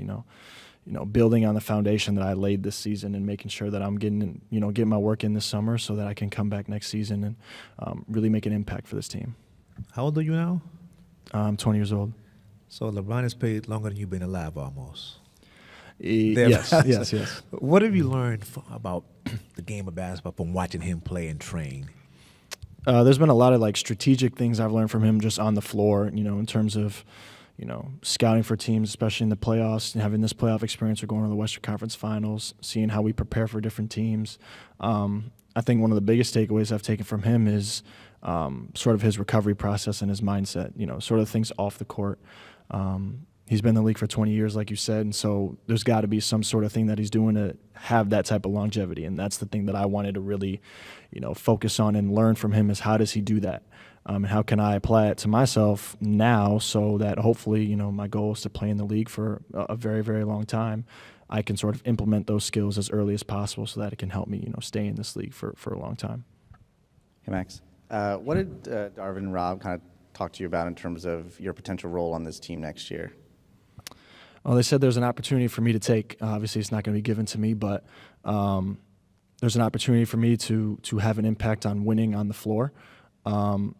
And be in that rotation for a long part of the season. And obviously that's my goal, obviously, is to play as much basketball as I can in terms of being in the rotation and being on the floor in order to impact winning. And so really it's up to me and, how hard I'm willing to work this summer and how much I'm willing to improve my game and to be able to come back, training camp, summer league, and sort of showcase those skills to not only myself, but, everybody within the organization, my teammates, the front office, or, ownership, Coach Ham, all those guys. So there's an opportunity for me to take, and all I need to do this summer is work hard enough to take it.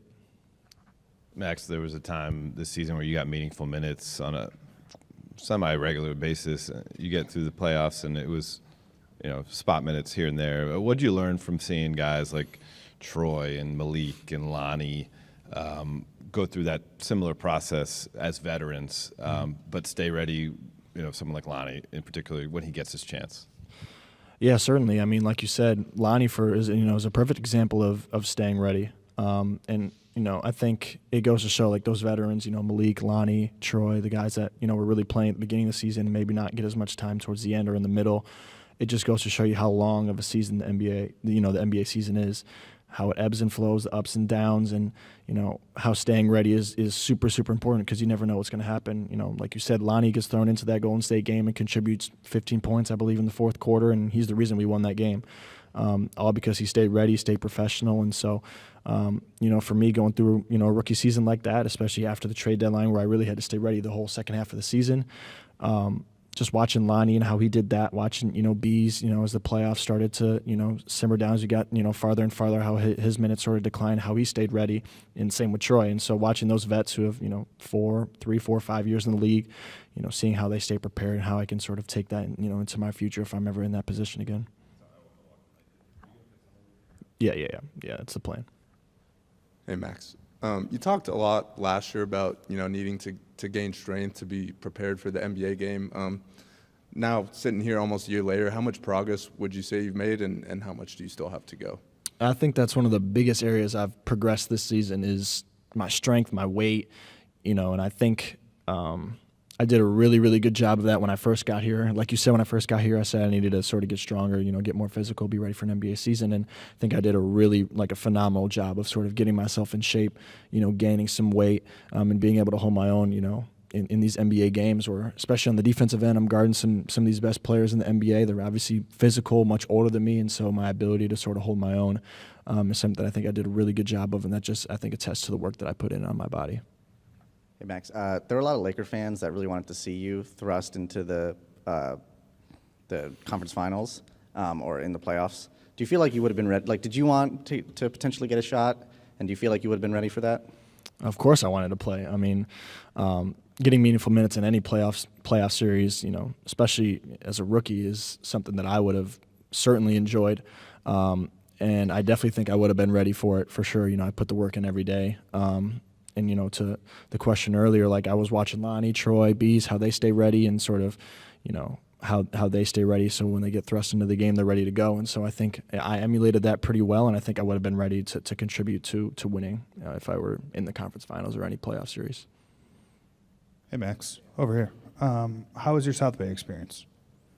It was phenomenal. I mean, being able to play in the G League and sort of, get a little bit more opportunities just simply because, the G League team is just a little bit different than, the NBA team, and having more opportunities to sort of, just play basketball with the ball in my hands, or, play more minutes on, in these games. So that was definitely important for me. I think it was a really good experience and a lot of takeaways that I had from it, and something that I can capitalize on this summer.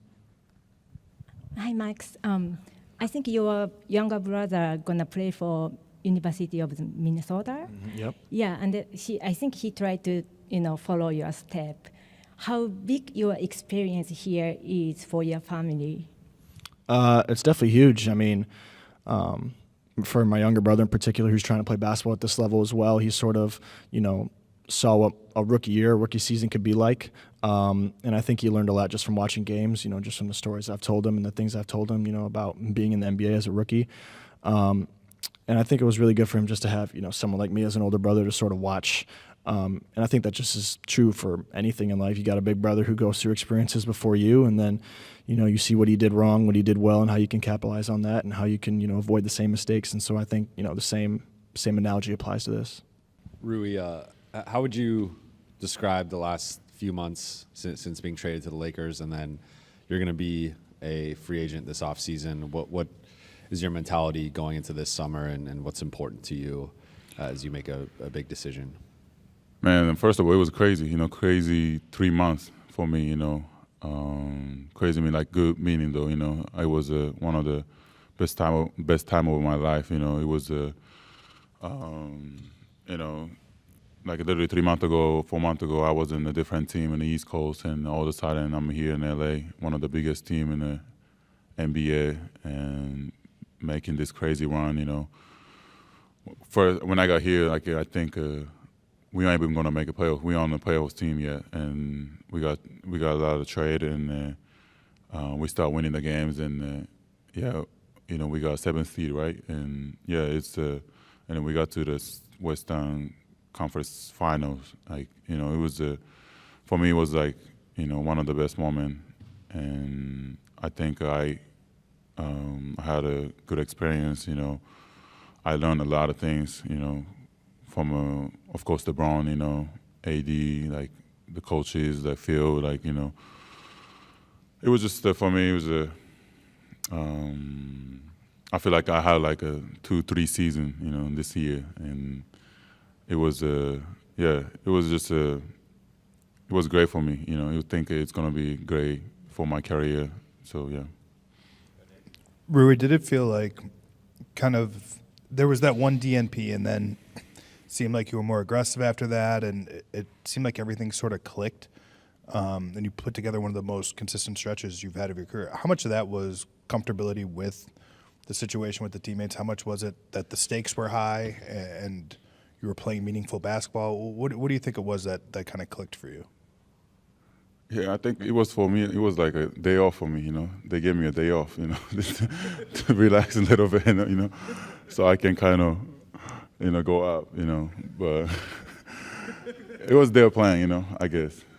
Yeah, I think it was a good plan. But you know, it's like you said, like, you know, I never in my life I never had like DNP or anything. You know, throughout my career. So for me, it was really hard. You know, but at the same time, you know, I was talking to Phil, I was talking to other guys, you know, my team, like my agents, you know, and saying that, like,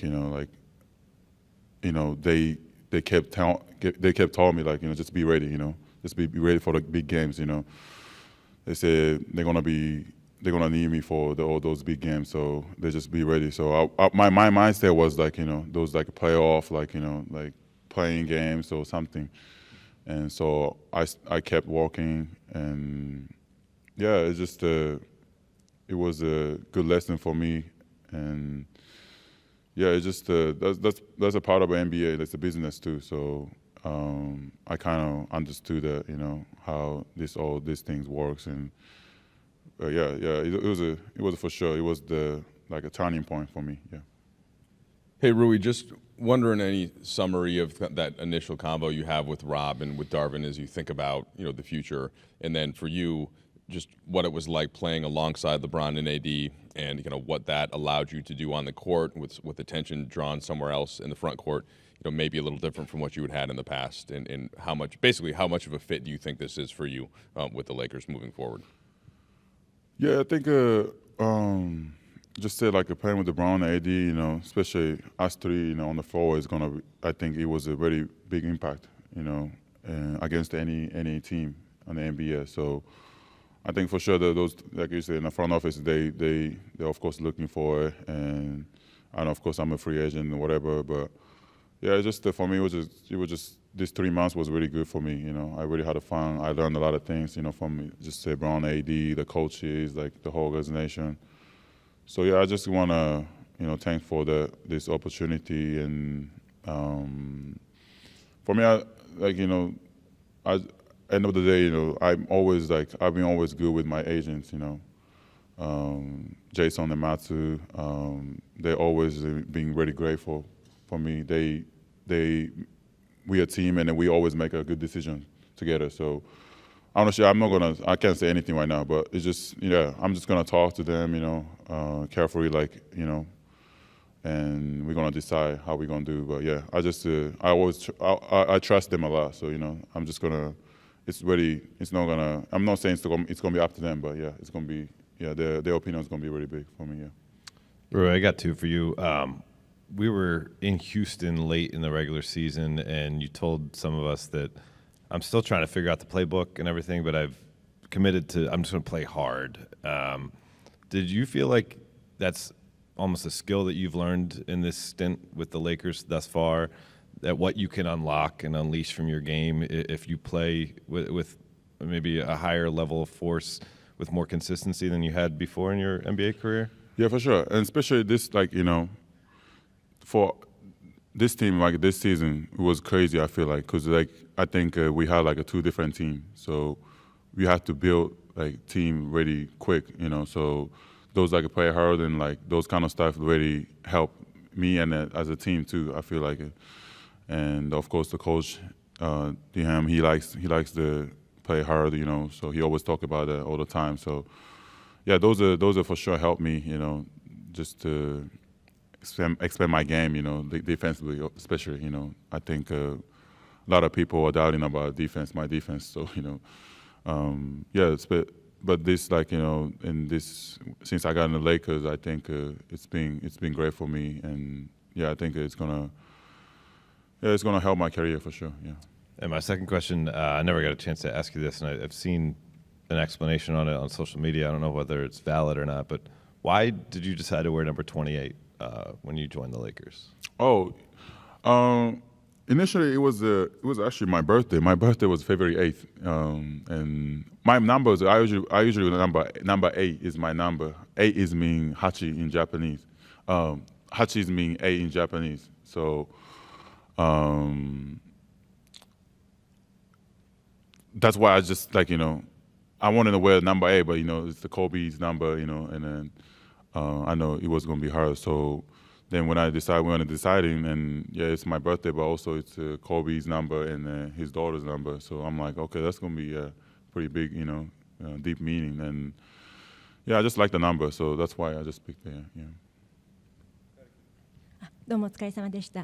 レイカーズにトレードになったばかりの時は、レイカーズまだプレーオフに出られない順位で、そこからもう負けられない状態が続いていて、その中で八村選手はチームに馴染むことだとか、自分の役割を見つけ出すこととか、いろんなことを乗り越えてきて、その後は本当にチームとして負けられない試合がずっと続いていたんですけれども、今その時期を振り返って、それはプレーオフも含め楽しい時期だったんですか、それともすごく辛いとか厳しい時期だったんでしょうか。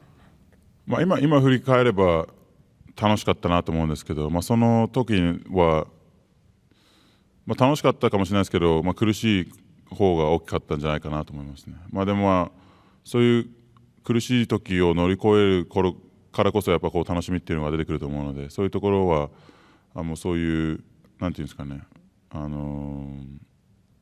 そういうつきものだなって思ってるので、そういう苦しいところがあるからこそそういう、終わって振り返った時に楽しかったなって思えるんじゃないかなと思います。よろしくお願いします。八村選手、高校の時から大会終わって優勝するとバスケットボールは楽しいスポーツなんですっていうのを言ってきましたけれども、この数年は、楽しいことばかりじゃなくて辛いこととかうまくいかないこととかも多かったと思うんですが、このレイカーズに来てからの期間でその楽しさ、バスケットの楽しさっていうものを再発見したような面もあったんでしょうか。そうですね、別に高校の時ずっと楽しかったわけじゃないですけど、そういうやっぱ今言った通り苦しいことを乗り越えて優勝するとか自分で達成感を出すことによって楽しみさっていうのは僕には湧いてくると思うので、そういうところではそうですね、この4年間もずっと、4年間見るとすごい苦しかった時も多かったと思うんですけど、最終的に振り返ってみると楽しかったなって感じなので、そういうのがやっぱり大事じゃないかなと思いますね。はい、八村選手お疲れ様でした。プレーオフの途中で人生が急に変わったりするっていうそういうコメントをしたと思うんですけど、何が変わる？人生が急に変わったりすることがあるっていうことをおっしゃったと思うんですけど、ウィザーズ時代から振り返ってレイカーズに来て八村選手の人生どういうふうに変わったと思いますか？いい方向に変わったと思いますか？そうですね、最初は、トレードが決まった時はそうですね、僕もいいチームを絶対選びたいと思ってたので、そういう中でレイカーズっていうチームが上がってきて、もう言ってみれば賭けだったんですけど、レイカーズはプレーオフにも入ってないチームだったので、僕としても僕らのエージェントとしては賭けだったんですけど、その中で僕はエージェントのことを信じて、このチームであれば僕の力を出していけるということで選んで、このチームを選んで、いろんなこういう波はあったんですけど、この3ヶ月間で、最終的には僕としてはいい結果になったんじゃないかなと思うので、よかったと思います。八村選手、お疲れ様です。今年は非常に飛躍したシーズンだったと思うんですけども、これからも八村選手の NBA のシーズンは続くと思うんですけども、でもさらに飛躍されると思うんですけど、今後ご自身で NBA のシーズンをキャリアをどういうふうに今描かれてますか？そうですね、今は本当に僕は1シーズン1シーズンでもやってきているので、でも僕の契約が4年で終わったということで、切り替えとしてはいいんじゃないかなと思うので、これからそういうことを考えていきたいなと思いますね。このチームもどこのチームになるかも分からないですし、レイカーズであればレイカーズとしては僕も今やってきたところなのでやりやすいんじゃないかなと思いますし、そういうところも全部そういうところを含めてこの夏それも考えていきたいなと思います。When you looked at kind of your goals for this season individually, what were they, and when did they ever change as opportunities became bigger? as the stage got larger, did what you expected from yourself ever change this year? The first thing was win, and I think that should be everybody's number one goal is to win. Other than that, I wanted to shoot 40 from three, just because I had not a good shooting year my rookie year. That was kind of the question was, shooting the ball. I think I shot 32%. So I wanted to get, to 40. Fell a little short of that, but also shot the ball really well for the majority of the season and then in the playoffs. But I'm not a huge goal-driven person. Kind of take every day as a new challenge itself. But later in the season, as role got a little bigger, obviously I wanted to do more, but the doing more was just to try to win basketball games. That was the main thing, and that's all I really ever care about. Austin, how can you describe the difference between year one and year two for you, and how you feel as an NBA player now versus you did finishing your rookie year? Just a lot more prepared, a lot of a better understanding of, what it takes to, be effective, be efficient, and play a lot of games. I think my rookie year was, good in the sense of learning all that, learning how to, be a professional, showing up. There's 82 games, and obviously we didn't make the playoffs. And then this year, being my first playoff push. But that whole year prepared me for what was to come. You can never really, know what it's like until you go through that long season. 82 games is, almost 3 college seasons in one. And then this year, I'm playing almost 100. You don't know what it's like till you really go through it. But that first year helped me understand, what it was going to take. Austin, what was it like playing for Darvin, especially when you guys were 2-10, and then you get all the way to the conference finals? Yeah, like we were just talking upstairs, and I really just had to appreciate his mentality, his outlook on, life, actually, not even just basketball. When we started 2-10, obviously there's dark days. You never want to start like that. You want to, win every game. But I remember we were in film, and he was talking about, the sun's going to come up tomorrow. Win, lose, draw, etc. The sun's going to come up, and we're going to have another day to, fight to get better.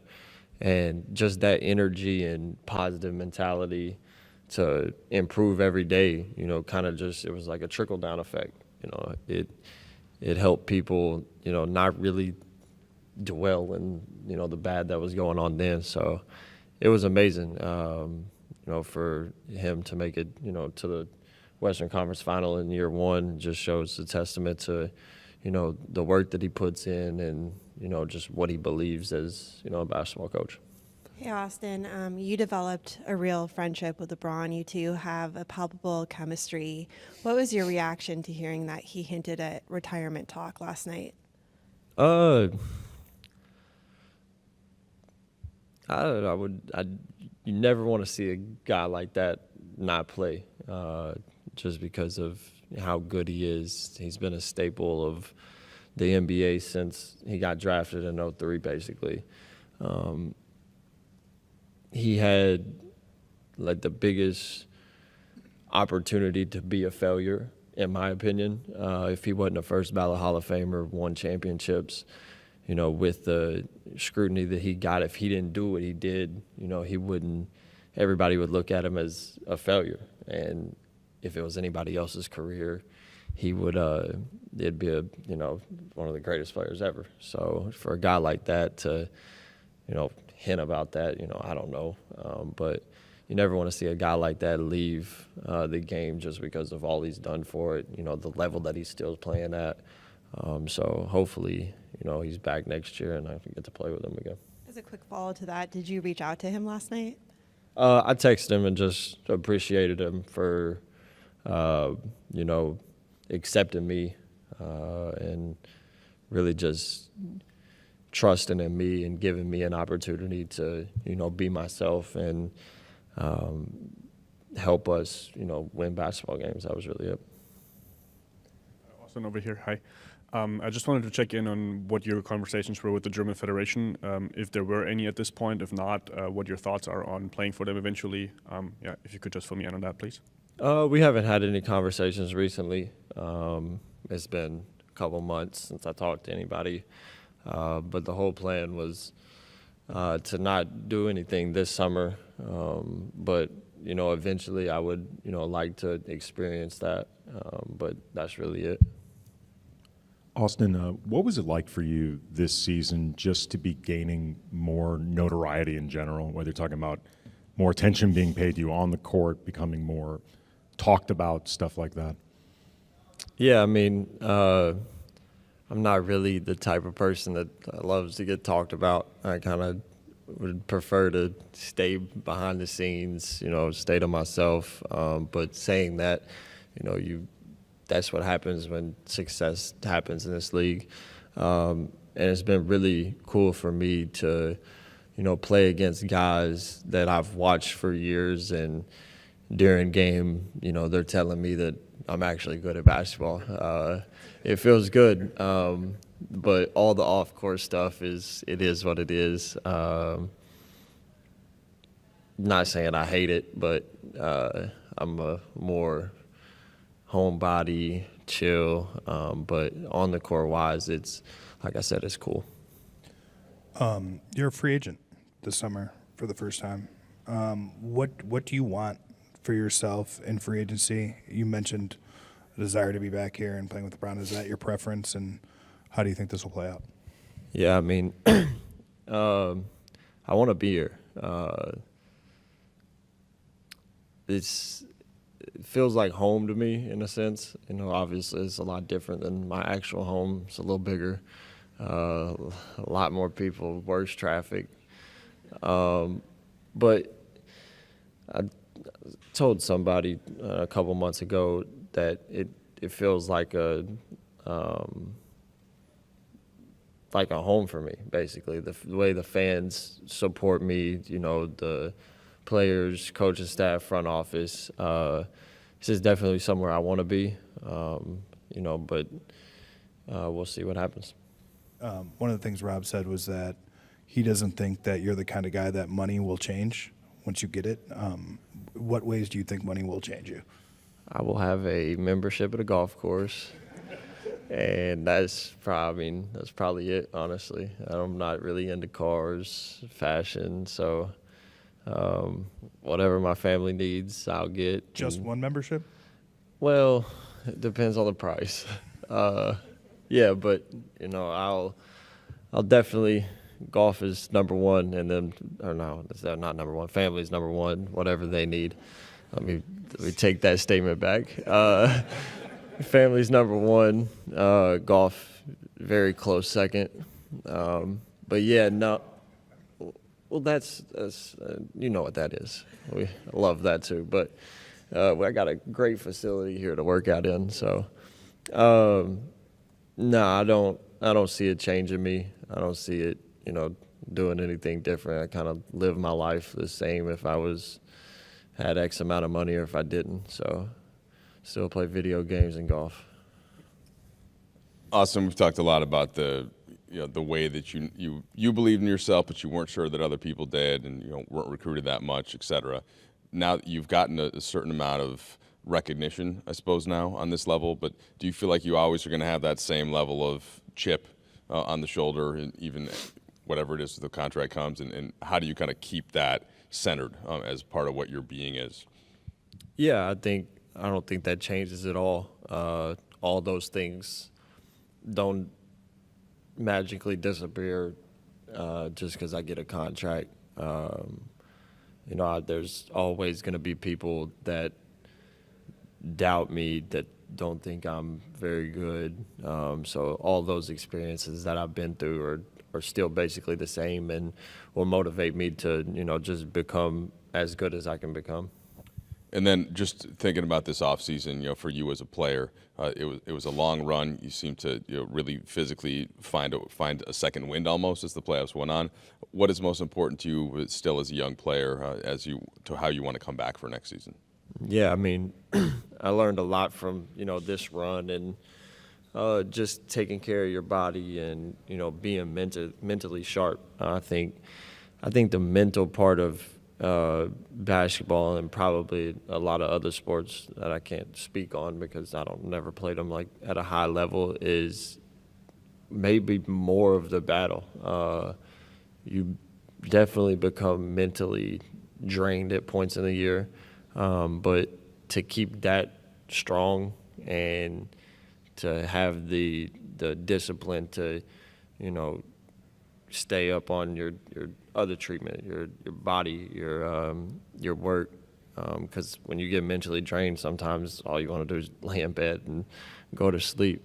So the mental part is just as big as the physical part, and that's really the main thing I've learned throughout this playoff push and this many games is you got to keep those two in the best shape possible.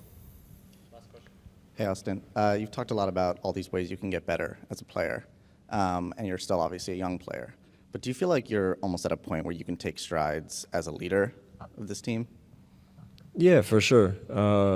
I'll never be someone that's yelling on the court, screaming, trying to get someone going. I'm more of I'll pull you to the side, talk to you, have conversations, what you see, what I see. But definitely, I would like to think I have a decent basketball IQ, see the game good enough that, I can, expand that as well. Obviously we got two guys in Bron and AD that's, won championships. They've seen it all. So they're more vocal than I am at this point, but I feel like that's something that, I can get better at even, alongside them too.